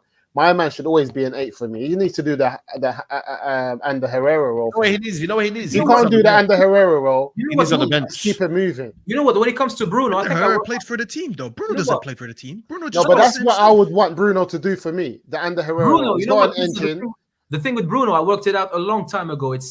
It's a clinical condition. There's this thing, and it's called utilization behavior. And I shared papers on Twitter about it, like scientific papers. Sorry, Adam. And I swear to God, you That's know what? facts, though. It's It's I funny. diagnosed him on the pitch. You know what is- you know what- Diagnosis. You know what Bro is did have feces utilization on him, bro. behavior? That's crazy. You know what it is? Utilization behavior is like when you have a problem with inhibition and you just act out everything that is in front of you. So if someone suffers from utilization behavior, you give them a glass, they will drink. They can't help, but they can't repress. They need to act out the thing. If you give him a chair, he will sit. So if you give Bruno a ball, he will sky it. It's the exact same all the time. All the time. And we've seen it for 3 years. So you can't see a ball without kicking it. You can't give Bruno a ball. You can't control it. A And ball he'll and just- kick it. Adam, what you're saying is that guy in the playground that always just boots it over when everyone's playing. Just annoying. Exactly. Just boots it out, He- over the fence. He sees a Very ball, annoying. he runs after it. I get you. You're right. Yeah. You know what I'm You know saying? what's Yeah, scary, spot on. Adam? Make a The pass to manager Bruno. looked at that midfield and he was like, you know how I could fix this? Let's take off Mainu first. Wow, bro. Madness. Wow. Wow. When Absolute that's your madness. first solution, nah, I can never back that. That's You know madness. what? Apparently he was injured. Anyway. Flawless. I don't know if he's injured. Flawless. I think He's Eddie's right. onto something, man. See ball, Eddie's kick right. ball. He's literally just Yeah, man. like, you know, See, the when dog we on the say pot, you just like sit yeah, and man. the dog that don't See listen ball, or see anything ball, like that. kick ball, chase ball. That's it. Yeah, Eddie was right. Just Yeah, think yeah. about it. 100%. You know what's flawless? Just think about it. If you like, Yeah. let's imagine a throw in. Bruno receives the ball. Garnacho makes a run. There's absolutely no way he's not kicking it. Yeah, he Yeah, does. We've seen 100%. him do it twice. There's no way he's not kicking it.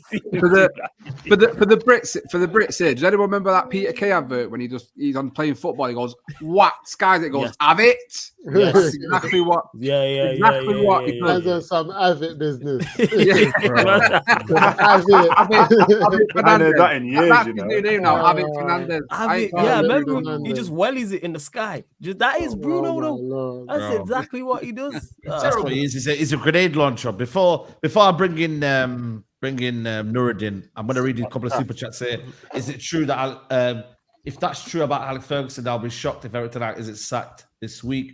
It's time to go. No more excuses. Didn't Marcel win it? Didn't Marcel say we're winning 2 out of 3? No chance.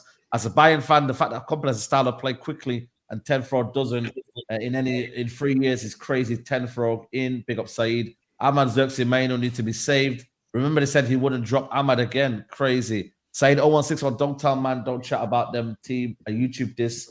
Listen, I don't know, man, but big up team, my guy. Selling us Sancho for 20 million, who gave us 3 assists. You buy him out for 65 million. Rashford is shit on 300k, not provide nothing but giving individual brilliance. But us have a world-class player, so-called Palmer. Watching Man United's manager is like I'm watching Empire. Season 1 was cool, but season 2 was rubbish. 4-4-2 lineup on the screen is better formation than Ten Hag's. And sack this 10 Hamas brother is taking everyone hostage. Listen, Nuruddin, chat to us, man. Obviously, you weren't at the game today, but you still, you must have seen it on the camera there. You know the ones there, bro. How you feeling, man? And like I said, man, is it where? Yeah, just tell me what you think, bro. Tell me what you think. Nuruddin, when you finish, I want to ask you something as well, but go on. You go. Yeah, Guys, big I up gotta drop. people. Big up, Big up, Yo, Hey, big up big people. up, Get the man. likes Big up. up, People big get up, the likes big up. up. Let's get the likes up, people. There's how many of you watching? There's thousands of you watching. Yeah. Yeah, I'm not surprised. I'm not shocked. That's why I was questioning you when we did the match preview yesterday. When you were saying we could get a draw, I was like, I don't know. So we could win. I was thinking, I don't know where a win comes from. To me, the most worrying things that in 2 games, whether it was FC20 or against Spurs yesterday, we concede the first goal and the FC20 equaliser. A defender picks up the ball and runs through the hole. Yeah. Just runs. This defender today, the Zebra, as I called him, big up expressions, by the way. I hope he enjoyed that today. Because he's not had much to enjoy as a Spurs Yeah, fan. by the way, he called you out. He called us out, by the way. It's Fine. Yeah, man. Yeah, big up to him, innit? Big up to him, Yeah, innit? fair play, Yeah, man. big up to him. His team turned up and our team didn't. So for me, that tells me when FC20 do it and then Tottenham do it, it tells me it's a structural problem, innit? Right? Yep, fact. And then I see Diego Dalot, who's got Brandon Johnson. You know what? That's the thing that hurts the most. I called him out and I said he looks like a Love Island contestant. Yeah, he's a Love Island contestant. But a Love Island contestant today balled out at Old Trafford. Diego Dalot stops. Diego Dalot stops. Yeah, you can see where he's going. He's level with him, then he stops. So I personally believe the players are throwing him in. You know what I mean? But it's up to Ineos now, innit? And I always been on fraud watch from day one, innit, with Ineos. The decision of keeping Bruno, Rashford, and this manager would always come to bear fruit. Am I angry? I was angry at Liverpool. And the majority of the fan base told me it was Casemiro, it was one player. You know what I mean? Yet again, we come against a decent team, and then structurally, Manchester United collapse. How many goals did we face throughout the whole game today? And big up Unana, you know, I still think he's shit. I don't think he's good enough for Manchester United. at the level of the. But he still fucking can't fucking pass, man. He's a fucking nah, man. I'm done with that guy, man. Yeah, Go ahead. Without Indo, it could have been. Fuck that, man. He's holding his back, man. Man can't kick. Man's holding onto the ball. He thinks he's like he's an outfield player, bro. You're a keeper, man. You do it all the time, though, bro. Yeah, bro. Release the ball, man. Release the ball. Yeah, sorry. Spurs had 24 shots today. They had 10 shots on target, right? So when I called it and said we under Ten Hag, we don't play football, we play basketball. And I said it when I said it again last season, people were like, what are you talking about? When I called it basketballification of football. You know what I mean? To me, the time to be angry was last season, innit? Yeah. Other than individual players when I'm doing a watch along with Saeed. But at the end of the day, today for me, I didn't even have the energy. It was just like, to me, it was like, now everybody can see what we've been telling everybody for the past 2 years. I called it out at 7-8 months into the season when people were celebrating the Haribo Cup. Not to say that I'm right more than some people just see it differently, innit? That's all it is. So all those people who are on the training, on that Ten Hag out train, welcome people who've been here. But genuinely, I want to talk about the solutions, innit? Because at this moment... Can I ask you something, Nuruddin, just quickly? Obviously, you just mentioned the Ineos thing because it is down to them now. My prediction was 6 months of pain in the season. He gets sacked at Christmas and then we go on and we do something in 6 months and the fans go, oh my God, look, a manager with a little bit, not a top grade manager, but anybody. That's why I always say things like Gary O'Neill would do better because anybody that's half decent at coaching, you'll see it within a few games. Within a month exactly. Straight. Yeah. What do you think with Ineos? Do you think they'll be shameless enough to just be like, see out the whole season? Do you think they'll do it at Christmas? Because obviously people like you and Flawless, you don't trust that they'll even make the right decision, really, do you? Nah, this is what I'm saying to you. So they backed themselves into a corner, innit? They went and flirted with other managers in the summer. Then they flew out to Ibiza to offer him this 1 year extension and whatever. The same with Bruno. They give Bruno the money and whatever. I don't know how many more years did they give Bruno, or did they just give him the money? Did they give him money? Was it a year? Was it like 1 or 2? But then they put the money up or something. Yeah. It was 25 years without parole, man. We're never getting rid of this guy. So at the end of the day, like, to me, Omar Barada came out the other day, innit, and said that he wants to win the league by 2028. So that's 4 years away. So why are you wasting time now then? Exactly. Why are you wasting time now? And the biggest thing for me is that now it could go 2 ways. They could come to the conclusion what they were going to come to in the game, before the cup final when they had their strategic review, right? And then they kept the man on the job for one game. They can come to that, right, and hold their hands up and go, shit, right? So people can make mistakes, in it, humans, in it, right? Yeah. The thing about human beings, right? All of us made mistakes, yeah? Everybody can make a mistake, right? But it's about how many mistakes you make before you realize the decision that needs to be made. So could I see them being stubborn and going, nah, we backed him, we bought players, this is and that. And he's got the excuses, but I'm one of the weirdos, that I literally watch his before the game press conference, after the game, what he says. And he's actually come out really buoyant tonight. He said, we're sticking together, we're together, we all planned this. Deluded. It's not going to be easy. So he's quite buoyant, if you want to put that in. The other thing for me is that, where does it worry? How much of this is all Ten Hag, and how much would it be all his coaches? So is Ruud going to be any different, or do we go and get Areola out of Bournemouth quickly? You know what I mean? Should we do something like that, or do we go and get Tiger? He would definitely come. He would definitely leave Bournemouth. Right. But the bigger thing would be the compensation. Now, people have told me that we'll say having it. We'll say having it. Ruud is my guy. You already know, Saeed. Yeah, people have said to me. What impact has Ruud had though? I told him to his face.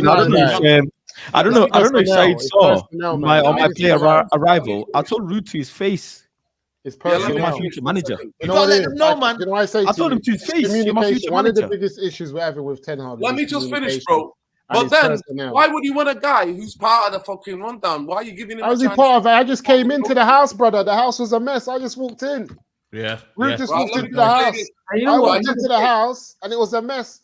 I've tried to make certain men play who can play, and they're playing a bit better, but still the personnel isn't balanced. At the end of the day, Erik ten Hag so stubborn and so Mr. Right.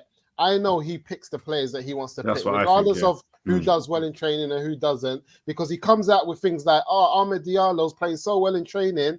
I don't even know why I'm not picking him." That's what he said last year. So the players have seen Rude be a bitch to Ten Hag. Like he's had no impact doing nothing. But how are they going to respect Rude? No, they haven't seen it. They just know his position. They just know that I can't pick you at the end of the day, because I'm seeing things happening in real life gameplay, and Casemiro and Rude are talking about what's happening on the pitch, and they're pointing out the mistakes, and Eric Ten Hag's just there again on his own. The players are getting to Rude before they get into the manager. I'm like, what's going on here? It's harder to have a positive impact than it is to have a negative impact. Like, you can try all you want, but if Ten Hag comes in and sabotages, what can you do? Yeah. You know, the problem I have is that we've invested in a group of young players. Yeah, we've invested in a group of young players who are not the guy. Who are not the guy. He doesn't need to be the guy. He's just being for a little bit. The problem I have, right? We know Bruno Fernandes is not playing. Yeah, we know Marcus Rashford is doing what he's doing. So for me, in terms of, right, if you're bringing in, we've all played football, yeah, and I've been in Saturday Sunday League where the manager's just left because our form is being shit, and somebody, you need a new voice. So I'm thinking, how can Rude be the new voice in a regime that has already failed? What did Carrick do when he first got the job? What did Carrick came in? What did Carrick do? What did Carrick do his first game? 2 games. But who did he drop? Who did he drop straight away? Rashford. Rashford. That's what I'm saying. Listen, Musa, let me finish, bro. Musa, let me finish. You can come back at me and go, no, but Nuruddin, this is Eric Ten Hag shit. Rudy's just got on the fit. So that's a fair point. That's a fair point to be had. But the biggest thing is Ineos and the football club as a whole, the brand merchandise players are, the franchise players are Bruno and Rashford. So even if you got rid of Eric Ten Hag, can the new person come in and drop Bruno? Take the captaincy of Bruno. Yeah, he can. You know what is, man? Let me finish. If it is still Rude, it's going to be. Man, you know what it is, though? You're breaking up there, Northern. You know what it is, though? I think we're overhyping the quality. You understand what I'm saying to you guys? I agree with you, Northern, but I think we're overhyping. Let me repeat what I said, Musa, please. I'm saying to you, if it's Rude that stays, because I said Rude was the backdoor managed. Backdoor appointment. Yeah, appointment. I said that from day one. But today, genuinely, when I've been really thinking about it, I'm like, it's not just Eric Ten Hag. We need Rashford to get off the fucking football pitch. We need Bruno to get off the football pitch. It's not just getting rid of Ten Hag and all that. Everything's going to be rosy, right? So for me, that would Rude's conditions will be, Rashford and Bruno have got to play because they're the franchise guys. They're the guys that.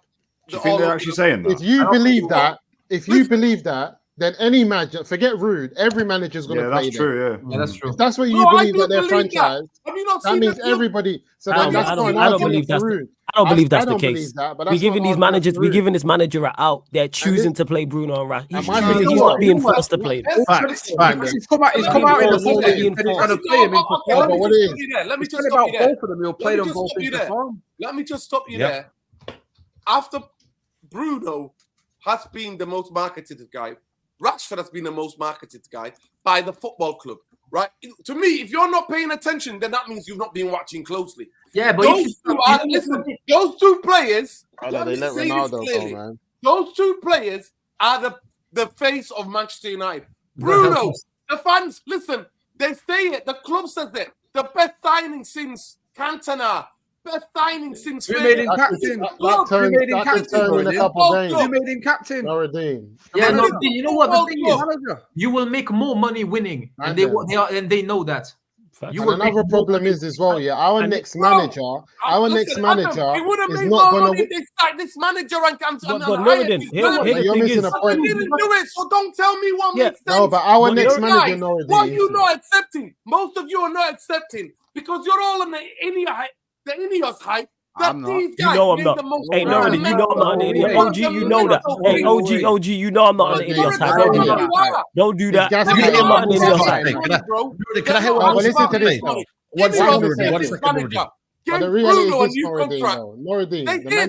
But the reality is this, though. It can make sense. He's still stays captain. So what's gonna tell you that Rude is gonna be told, Rude, you can do whatever you want with Bruno? Okay, let's say that's the case. Rude was brought in. You know what? No, I think Rude was brought in just because we need to have an actual manager the day he From gets what sacked. I understand, what they done with Rude is what they done with Eric Ten Hag, where they didn't actually change the length of the contract. They just gave these guys a bit more money and just kind of continued it. So it was it's fake contract. You're already on that, but we're just going to give you more money to see at the end of your time that you've already signed anyway, and then we'll take it from there. But what I'm saying is the next manager we get is not to win us the Premier League. And I think based on the amount of points we lost getting top 4 from last year, the next manager doesn't have to do a lot, guys. Our team is not crap. I think we're over like egging the job like, oh, it's got to be some great manager to get us into the top 4, top 3. Doesn't. Rude can get this squad into the top 4 comfortably. I don't know what's going on with Eric Ten Hag because he lost out the top 4 last year by about 6-7 points or something like that. And he was crap. We just need a competent manager that can actually communicate his ideas to this young squad and make things happen. When I'm listening to the Liverpool manager talk, I said, right, this brother can really speak well, man. He gets his point across nicely. Eric Ten Hag struggles to do that. And every time I hear Rude speak, I'm just like, you're a person that can get your ideas across to this young team and make things happen. Eric Ten Hag's just a bit too stubborn and he's making things difficult. I don't think that it's a massive job that Ruud van Nistelrooy can't make this team finish in the top 4 in this league that we've got in front of us with the players and the backing that these managers get. Would he win us the league? I don't know. I just need us to be in the top 4 for the next 2 years. Like, I just need us to have Champions League football. Musa, and then we can build from that. Musa, listen, I agree. That's why I said De Zerbi. I said De Zerbi. Yeah, De Zerbi's I like De Zerbi. Let me just say this. Why I wanted De Zerbi in the summer, because I said, De Zerbi, we need a coach who's not going to win us the league, right? We need a coach to lay down the foundations on modern football, to lay down the foundations and to improve players. Then you get the next guy, take you to a challenging for a league, right? That's where we're at. I'm not asking for a guy.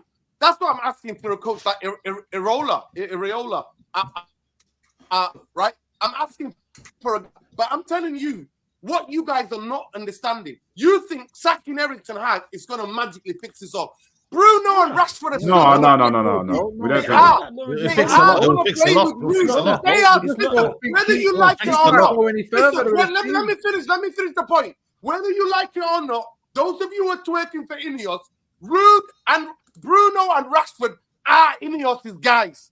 They're going to play. So what I'm saying to you is that we go and get somebody else. Do we get somebody else who's going to quickly take them, drop Bruno, take the captaincy of him, and bench Rashford? Are we going to get somebody like that? Or are we going to just take Noradin? So you say our list then. So what's your? So you saying our list then? So what do we do? Just keep Ten Hag? What do we do? No, I'm not saying keep it Ten Hag. I'm saying get rid and get somebody else who's strong enough character.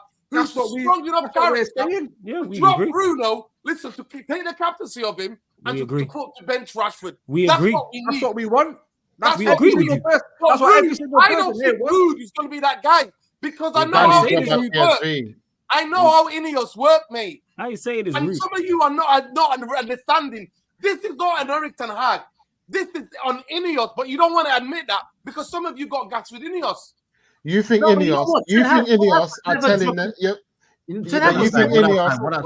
Ten Hag was never dropping those players before Ineos got in.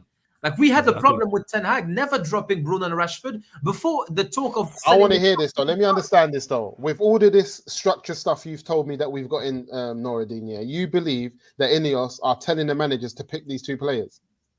Wilcox, all of these people, whatever you said. You're telling me they're going to tell every manager that comes in to pick Bruno and Rashford. Musa, I'm telling you, under Ole Gunnar Solskjaer, he was never taken off. Never taken off. We got a new structure now. No. That was their decision, though. That was his decision. That was Ole's decision. Please, he asked me a question. Let me finish. Right, I'm pointing to the fucking evidence.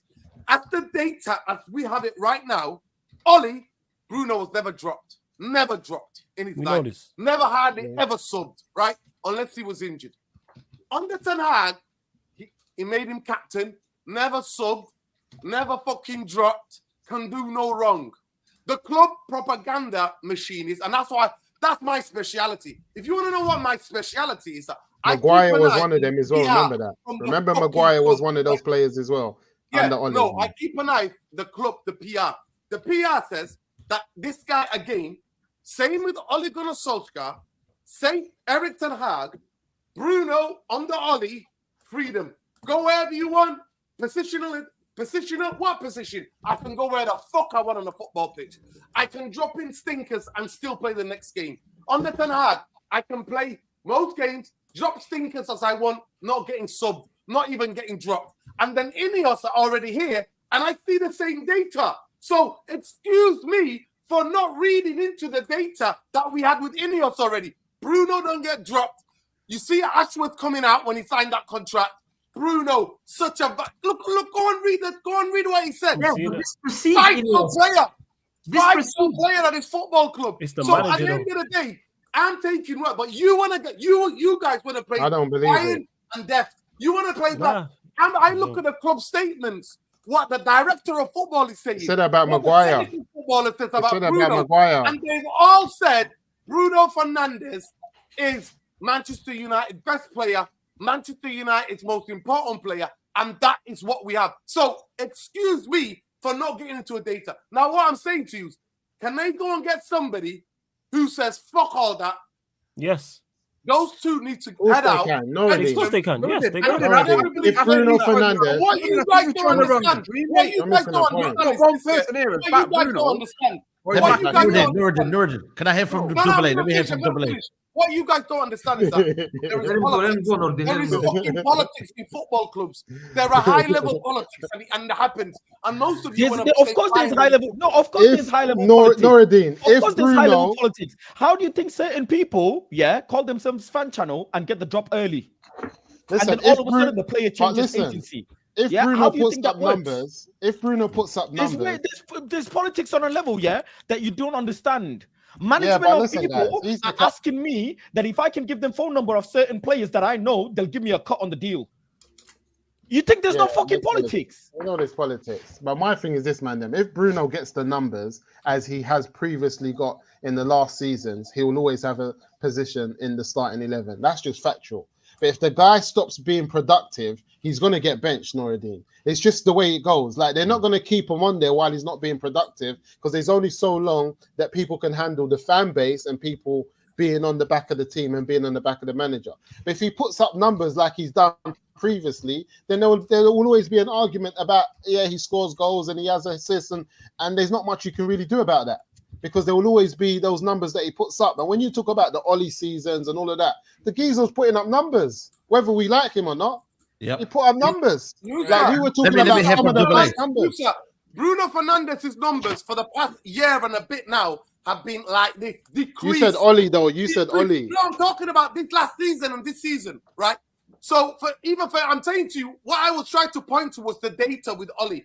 He's still better than Odegaard. His numbers last season are better than Odegaard. People say that Bruno's crap, and I agree. But then when you go and put him with his numbers to other midfielders like Madison, Odegaard, that people are raving about, he's still beating them. 2 years ago. That was 2 years last ago, year. This last year. Go and look at his numbers against Odegaard and Madison last year.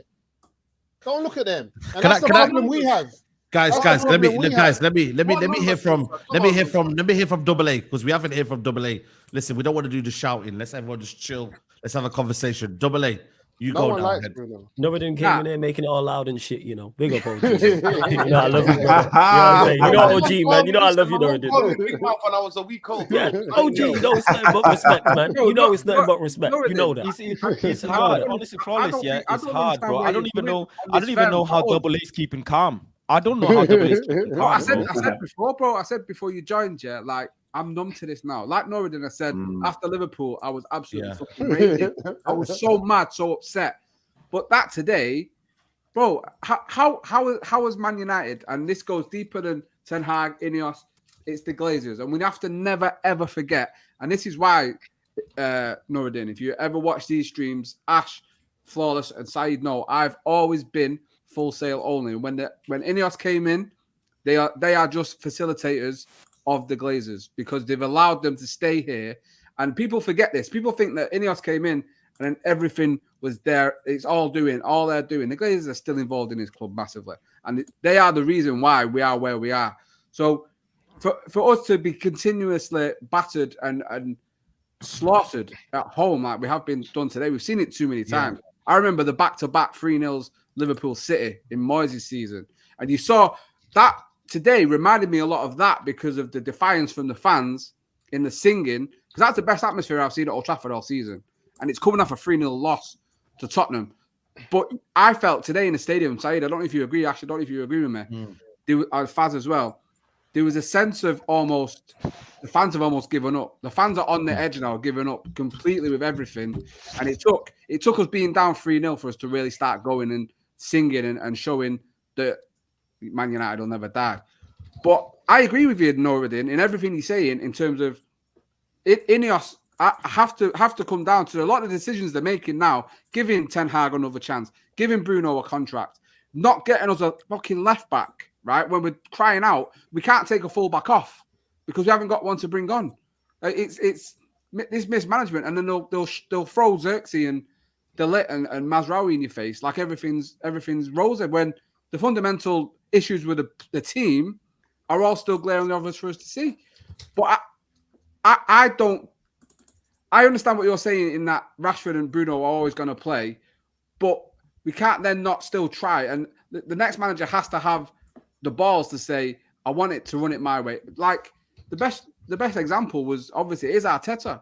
He got rid of the highest earners in the exact same situation we're in now. He was allowed to do it. We have to hope the next manager does that. And we are living on hope on that because, like we said before, Carrick and Ranić both dropped these two players.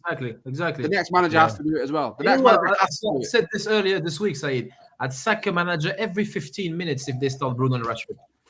I'd give them an hour-long contract. Just Can I ask a question, Adam? What was the plan today, Adam? Adam, tactically, let me ask Adam today. Rashford is not also as bad. I want to move on from this little subject. I want to ask Adam here. What was the plan today from the manager? Because I felt sorry for Ugarte in there, man. He got absolutely done, man. Yeah, he couldn't really get on the half turn, man. I feel sorry for him. But even Delit was giving the ball away. Martinez, by the way, Martinez, bro. I'm there with Martinez now at the minute. He's really pissing me off. But go ahead anyway. About that leprechaun. Bro, listen, man. But yeah, listen. Adam, go talk to me. Yeah, but you know what, Saeed? We did shows this week, and I told you I expect him to drop Ahmad. I said it's either going to be Rashford up top with Ahmad and Garnacho, or he's going to drop Ahmad and Garnacho on the right and Rashford on the left. And that is possibly one of the worst wingers pairings in the league. So from that, we can't do nothing because they won't help in defense. They won't help. And you know what? The thing that is so dumb, Saeed, so stupid. When people say we need to exploit the high line because they play, we need to put runners to exploit the high line. And this is what the manager said. This is childish at a level that is almost unbelievable. Because you think that they are going to stay there. You're just going to... First of all, Rashford doesn't understand the offside rule. So there's absolutely no point in trying to exploit the high line. Yeah, and you would expect someone on 300K a week to understand the rules. That would be very basic to me, at least to me. Garnacho on the right is shocking. I prefer him on the left. I think he's much better on the left. On the right, shocking. That midfield had only Maino that is a good player on the ball. Ugarte is more like a Kante type of player, and he's not even that good on the ball. I feel sorry for him. I don't think he's an improvement on Casemiro on the ball. And Casemiro was shocking. So what are we doing? Like, he wants everyone to run. We need to run, to press, to win the ball. Like, it's easy. It's good to have a plan to win the ball, but you need to have a plan to play with it. And then he subs Xerxes on, and he puts Casemiro in, and then we lost any hope of making a ball stick. So, you know what, Saeed? It's not even the mistakes. It's the nature of the mistakes. It's like having, it's my dad that gave me the example. It's like having an Olympic swimmer drowning. Like, what are you doing there? Like, it's not that you just made a mistake. It's the nature of the mistake that is so fundamental that you ask yourself, what is he doing there? It's on another level. It's like, it just reminded me of, you know what, the PSG game when Fred had butted someone and he got away with it. And Ole didn't sub him off. Yeah, no, I remember that. And then he got sent off after that. He got sent off 5 minutes into the second half because the referee knew. He's like, you know what, you got lucky with it. The nature of the mistakes he's making are absolutely terrible. Like, Ugarte, I'm going to give Ugarte time, Saeed. And I think he's a fine, there's a player that I think he's a good player. He's not my type of player. And you know what? We only have players that are not my type. like, and the only players I like are the first one to get subbed off or dropped. So what's going on? Because if you look at the good teams, they have more over 80% of the good teams have 90% technical footballers. And you know what? The very good teams, what they had technical players that run. We have like this dilemma. You get either a runner or a technical player. How about you get both? No one runs more than Bernardo Silva. I think he's probably the Premier League's best player. Someone like Rodri just makes things. Look at Gravenberch at Liverpool. You see what he's doing in that sticks. No, because listen, these players that you're talking about, Adam Lusa, these guys play in systems. Today, obviously, I watched it. I wasn't feeling great, so I watched the game. I didn't decide to go, and I'm actually glad that I didn't. I'm glad that I did. I'm glad that I rested my body. And rest up, man. It was raining after, and it was cold, man. Yeah, I'm glad I didn't waste money, right? I'll say this: watching the game, and you know how I watch the game, Saeed. I'm reading the game, and the game goes on. From the first minute, they were onto us. Listen, there was lack of press, lack of cohesiveness, lack of energy, lack of desire, and then we started to give the ball away. And the fan base who are like going for Ugarte. Come on, guys. Like that was his first start today. So the idea Manchester United play like this, Ugarte was nowhere in the picture, and Liverpool destroyed us. To me, it was similar to Liverpool, but Spurs are more ruthless because Spurs don't let you rest. Yeah. And for me, in terms of like what the goals could have been, that's what I'm saying. And you know, I don't like Onana Saeed. You know, he'd be one of the first people I sell. But he made some saves. Okay. My guy saved those today out of could have been 8 or 10. We could have held 8 or 10 today. And I'm not exaggerating. They had 10 shots on goal. And you at least made 5, 6 good saves. Like one-on-one. Some of them were one-on-one. So this idea, this and that. And for me, the next coach, the thing that what you said, Adam, or somebody said, Double A said about Arteta was allowed to get rid of the highest paid player. The club made that decision and said, do what you have to do. Rip it up if you need to. Yeah, the manager doesn't want. He wanted to drop them. This manager doesn't want to. Like it's not before that. And you know what? Going back to just reminded me of something. Well, the point I make to you is that please understand the politicking, especially with the PR game and the search shelling and everything. I don't think he doesn't understand English. He surely doesn't understand the PR game. Ten Hag wanted Bruno, or they would have started. They're his guys. Let's not go back to that area. By the way, the point I want to make. I just wanted to make that point. But in terms of tactically, Saeed, there's nothing to discuss, Saeed. Genuinely, if you want to try to make sense of the game tactically, there is nothing. Like Adam said, he telegraphed it. Go and check out my tweet before the game. I said he went for the Roadrunners. So you want us to believe you and the coaching staff have worked on possession-based football, right? And you played Xerxes, Eriksson, Ahmad. They've been in your starting lineup for majority. You know what we did? You know what? Right? Another thing. This is what I'm trying to say. Well, let me just finish. Hold on, just a second. PSG have a manager that is a possession-based manager that won the treble with Barcelona, and he wanted Ugarte out the door. Yeah. So just put one and one together. We bought a player that a successful possession-based manager did not want. This is why I'm saying you're seeing him fight himself. He's fighting against himself. And Ineos are on the record.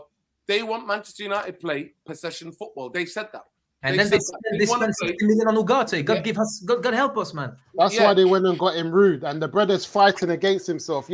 For me, I'm seeing a manager who is fighting against advice that he's been given to going back. I told you at the start of the season, his best front three is Rashford, Højlund, and Garnacho. In his head, all of this flipping Eriksson, Ahmad, and this is rude on them lot. He doesn't want to do it. Now you know what, Musa? He doesn't want to do it. He doesn't want to do it. I just wanted to finish the analysis. I just wanted to finish the analysis question. The point I wanted to make is that you've coached the team to be more possession-based with Eriksson, Xerxes, and Ahmad, to keep the ball, to keep rotating and passing and moving and shifting, You play that type of football. Then in the off game, you come out in the press conference before the game and go, there'll be spaces, and they play a high line. So the basic of that, like we can see that is so basic. As a football manager of that caliber at that level, right? It's childish. You to have that basic things. So then you're asking the Roadrunners. They only had the road running football, They had the road running football against Crystal Palace in the last half an hour and FC 20, right? They're the Roadrunners played and against Barnsley in the League Cup, right? So what you do now, majority of the games this season, you've had Eriksson, Zertsky, and Ahmad started, right? And now you want the Roadrunners who've had half an hour there, one game there, to play the tactic that you want to play. For me, that just tells me that he was like, that is laughable. And then in the interview today I saw with Sky, right? Because I always pay attention to what he says. He basically said, they asked him, how often do you make with a hierarchy? So if you go on Sky Sports, there's a video there, and it says 14 questions for managers, yeah? And the guy, they go in really deep. They go, how often do you have meetings with your, and it's like, I have a meeting every day. I have a meeting with Ashworth and Jason Wilcox, right? Every day they have a meeting.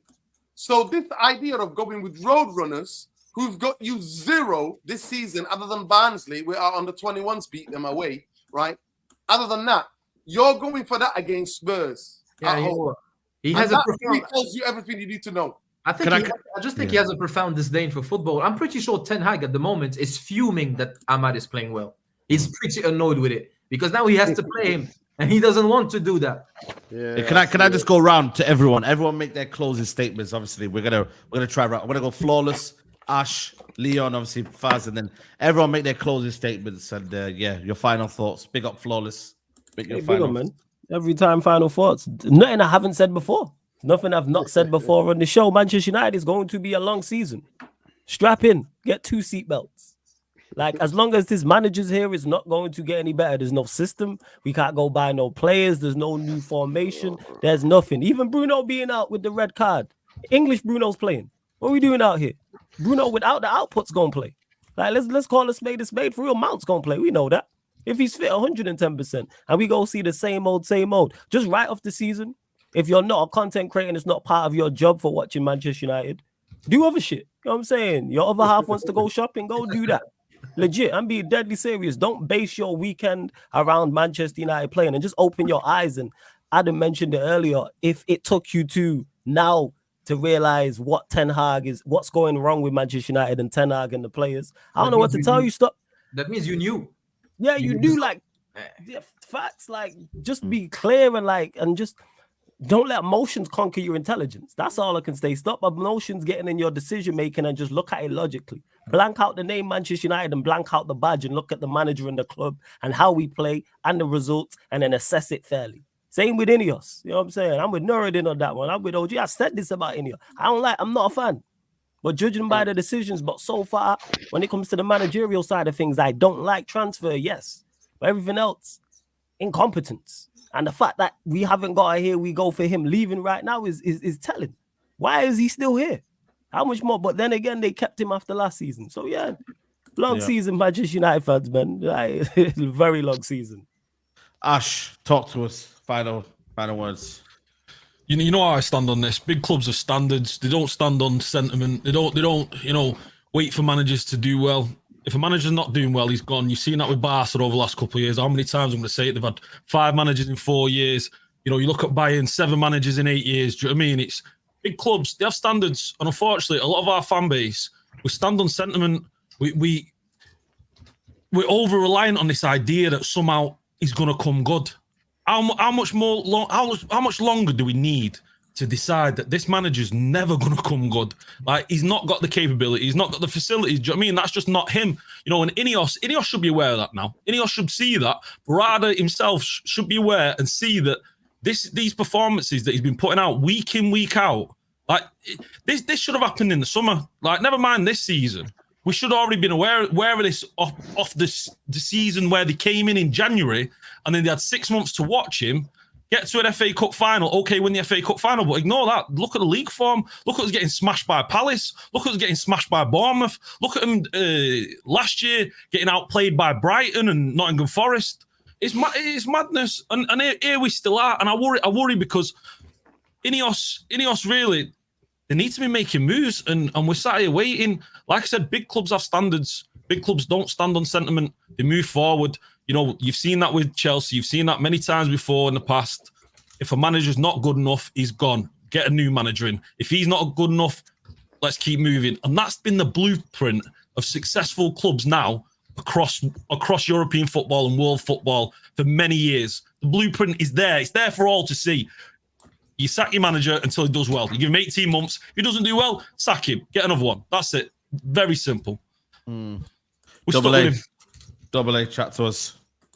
Yeah, firstly, big up Saeed, obviously having us on here as always. Obviously, the biggest unfiltered podcast I've been on. So big up to all the man then that passed through, obviously Staffy as well, that had to dip out. It's good to see you all. Glad you we're all here to live in the pain. I just got a message to the conscious United fans, that keep the standards high and aren't falling for the BS that's being fed to us, to believe in this manager. When I said it before, when he's given us absolutely nothing to believe in.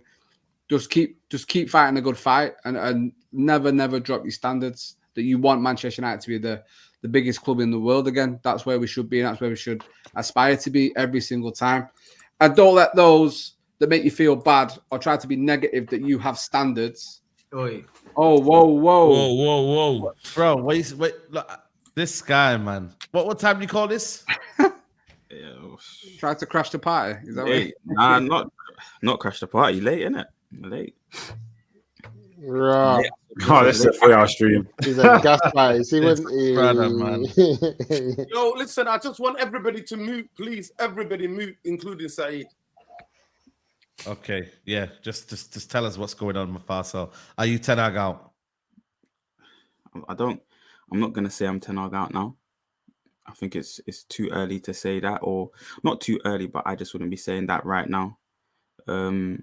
Like I said, Saeed, before, and like I said, everybody, at the end of the day, I'm giving him those 10 games to play. And I think we've just got but this has been a massive sign of what is wrong, with a combination of the players not performing well enough and how he's just structuring the team, Again, 2 of the exact same goal conceded with so much space, the centre back or player from the defensive line running through the whole team. So it's not looking good. I feel like the writing's on the wall to a degree. And it looks like a new manager will be coming in imminently, especially if he loses against Porto. But I said 10 games, guys, and I was one of the last people to back Ole until the 13th game of that season as well. So it's just one of those things where, for me, I'll be still looking to hope that he could win, but I just think he's not managing it. He's not utilized these players to the best of their abilities. The starting 11 again, poor selection. The performance from certain players again, really poor. Still playing Bruno until infinity, just a joke thing. So there's some clear mistakes that he keeps making. But I think it's over. I think for me personally, it's reactionary to say he's got to go right now. Obviously, reactionary. Yeah, because I don't know who said that. Yeah, but because me, I said that. Oh, yeah, Saeed, because basically, Ineos have backed him. We've all wanted the process and we all wanted a structure, I should say, above that. And they were the people that, saw what I saw at that particular time, obviously, and they were looking to back this manager. And they done that. So for them to have backed him and for 7 games gone after they've spent that money in the summer, for them to get rid of him, I just don't think that makes sense as well.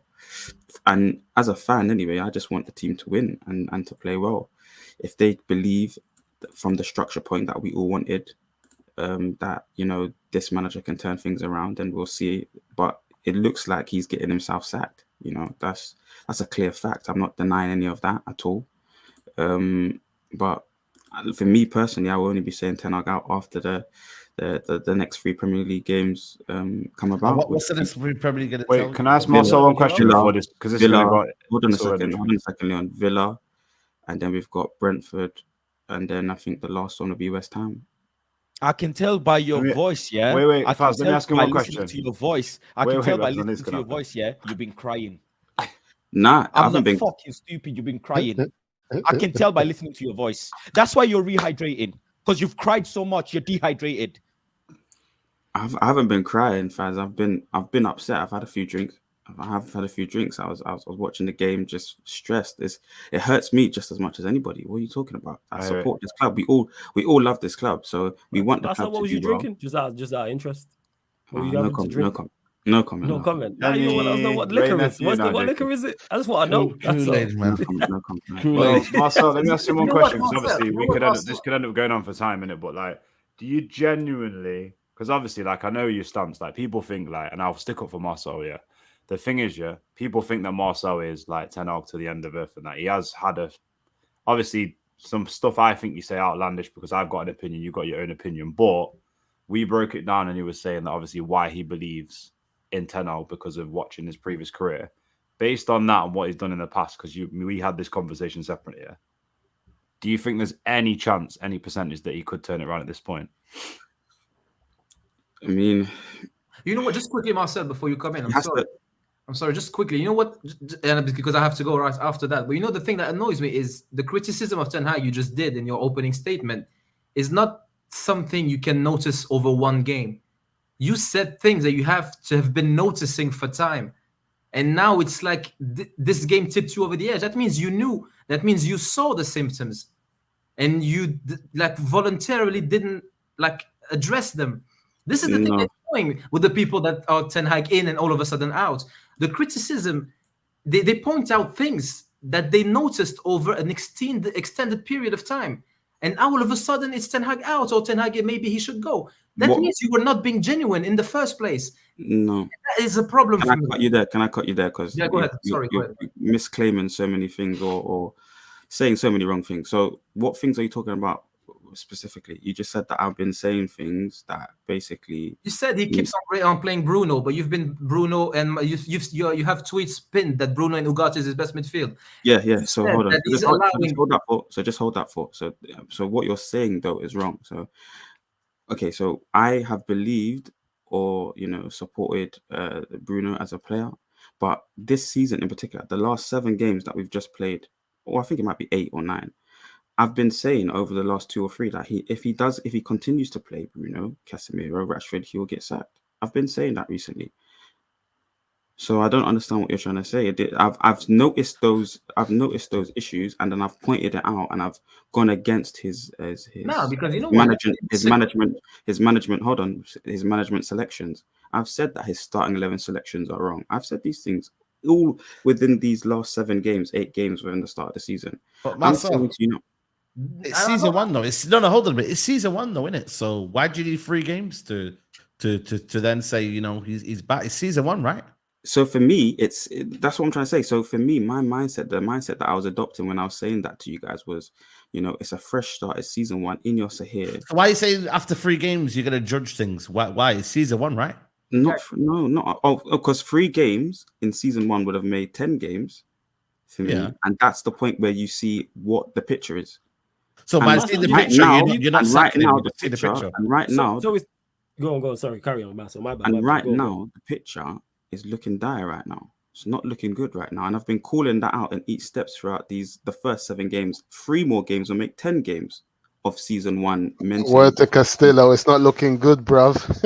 Yeah, literally. That's what I was going to say, Marcel. Do you think we turn it around in these 3 games? Do you think the results and performances get better in these next 3 Premier League games? Because you know what, Flawless, the thing is, if I had faith in a manager and he had a rough patch, I wouldn't let that cloud my judgment. I would still have faith in the manager because my faith is based on things that I see that he's doing correctly, but the results are not there. Yeah. You're pointing out fundamental issues that show that you knew.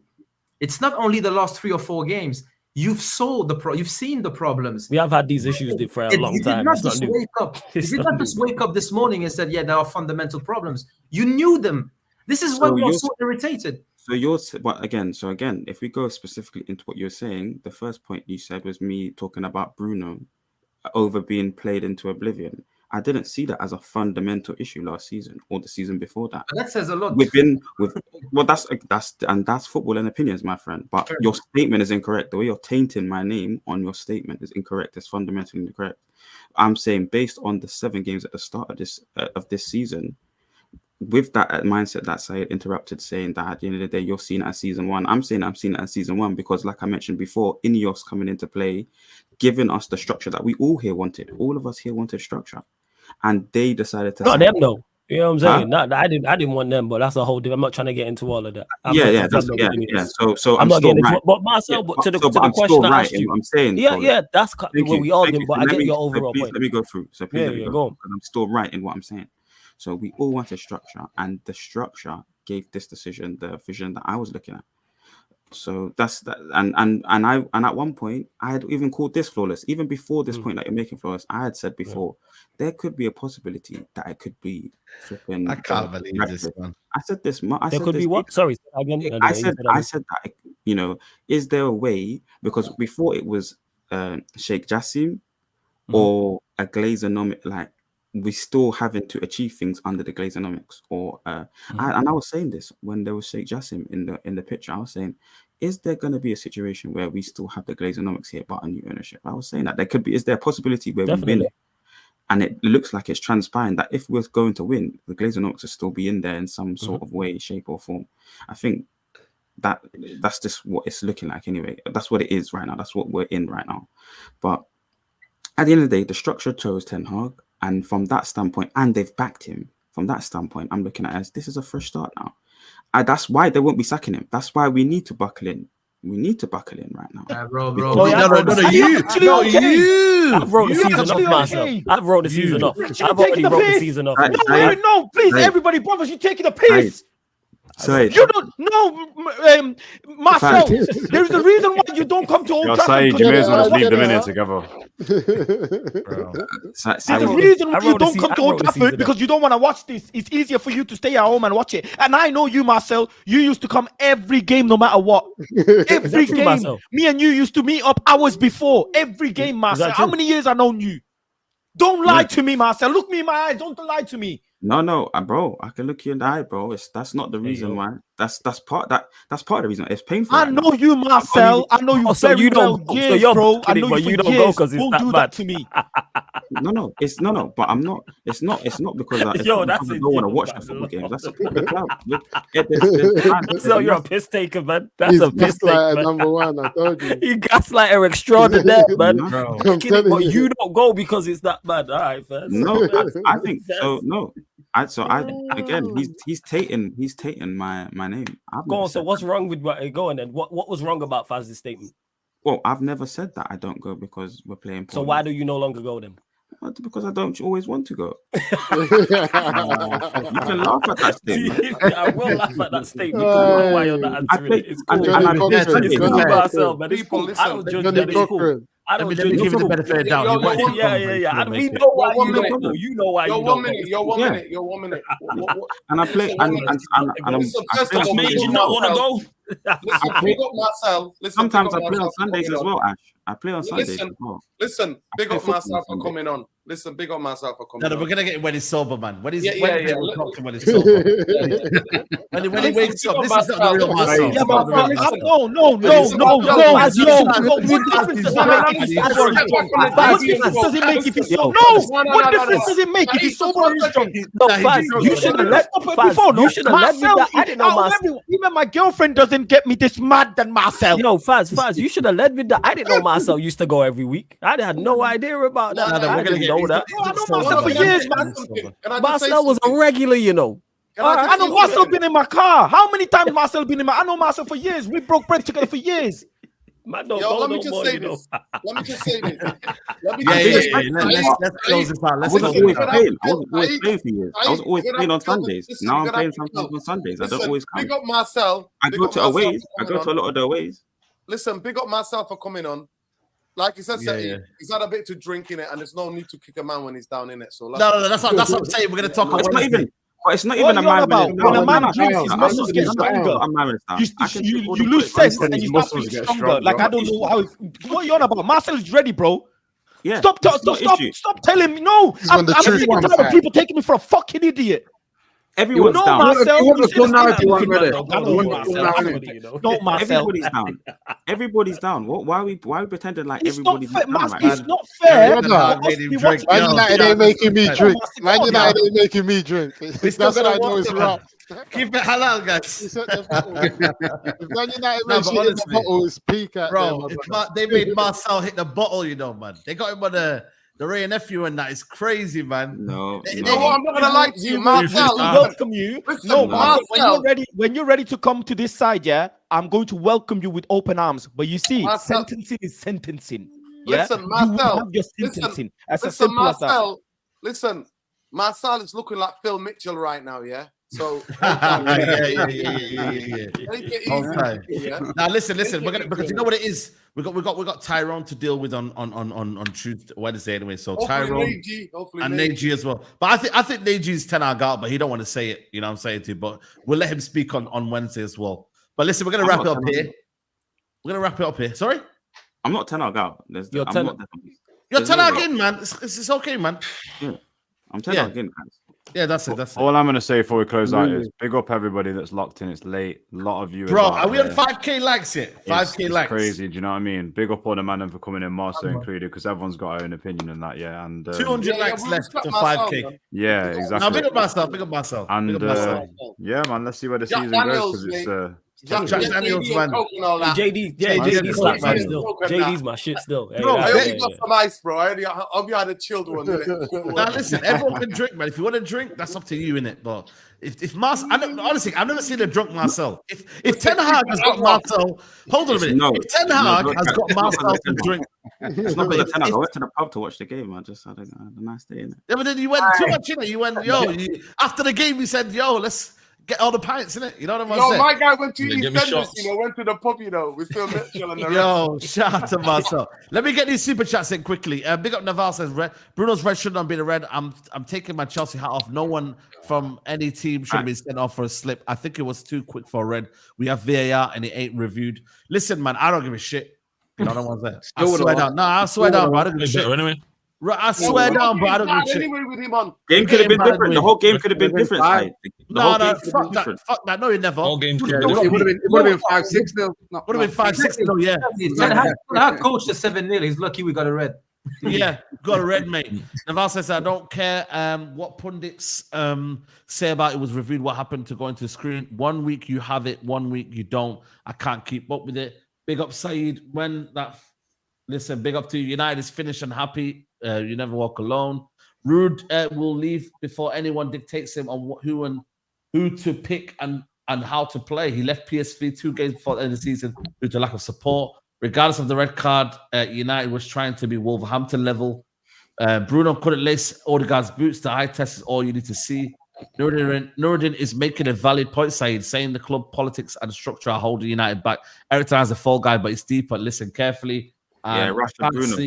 I can't see United. I can't see Rude as a yes man, but he can't do worse. And anyone will break you till he accepts Southgate.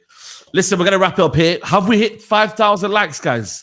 I'm not sure. We hit 5,000 likes. We're literally 200 away. Not even 100 away. 100 guys. 100 likes away from 5K. Like on your way out. Like on your way out. Like on your way out, man. Marcel, man, and the JD and Coke crew. No, JD and Coke crew. Yeah. But listen, we're gonna don't go anywhere. I think there might be a part 2 to this one because I think Flawless is going live now for the Mandem Talk United Talk special. So make sure you follow Flawless. Let them know.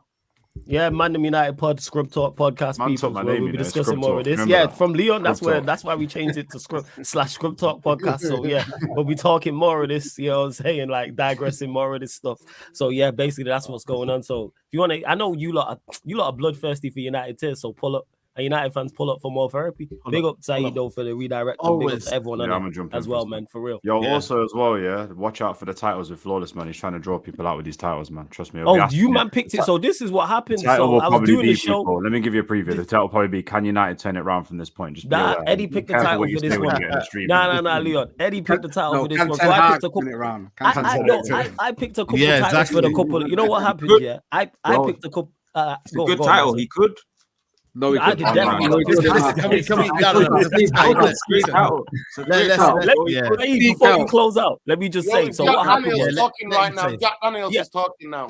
That's Hennessy and apple juice, man. Is that Ray or his nephews that are talking? It's the Henny, man. That's the Henny. That's what it is. So Leon, I picked a couple titles for the shows, and the panelists like Leon and the chat was complaining. So I said, "You man pick the titles then." So all the titles you now see on that show are no longer mine. These man pick them. Yeah, big up Marcel. That's what happened. Big up, man.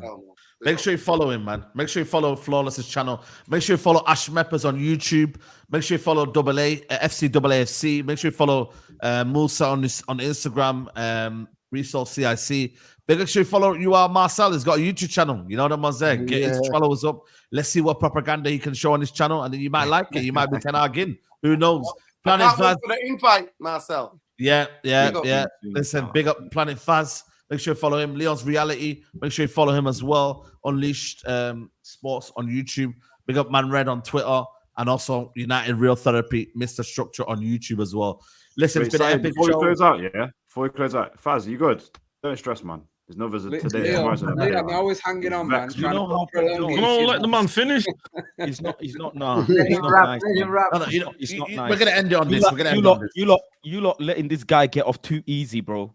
Too easy. You lot didn't even make 3 rounds. I was ready to go 12 rounds 2 times. Hey, Faz, you got a channel. Marcel got a channel. We'll be yeah. there. We'll be there. Exactly. Yeah. Oh, I agree. Like, bring that shit to Sarcasm City TV. We'll set up one-on-one. That's all I'm saying, yeah. The thing is, your opinion is wrong. No, it's not that your opinion is wrong. You are entitled to it, but what you're doing is not fair.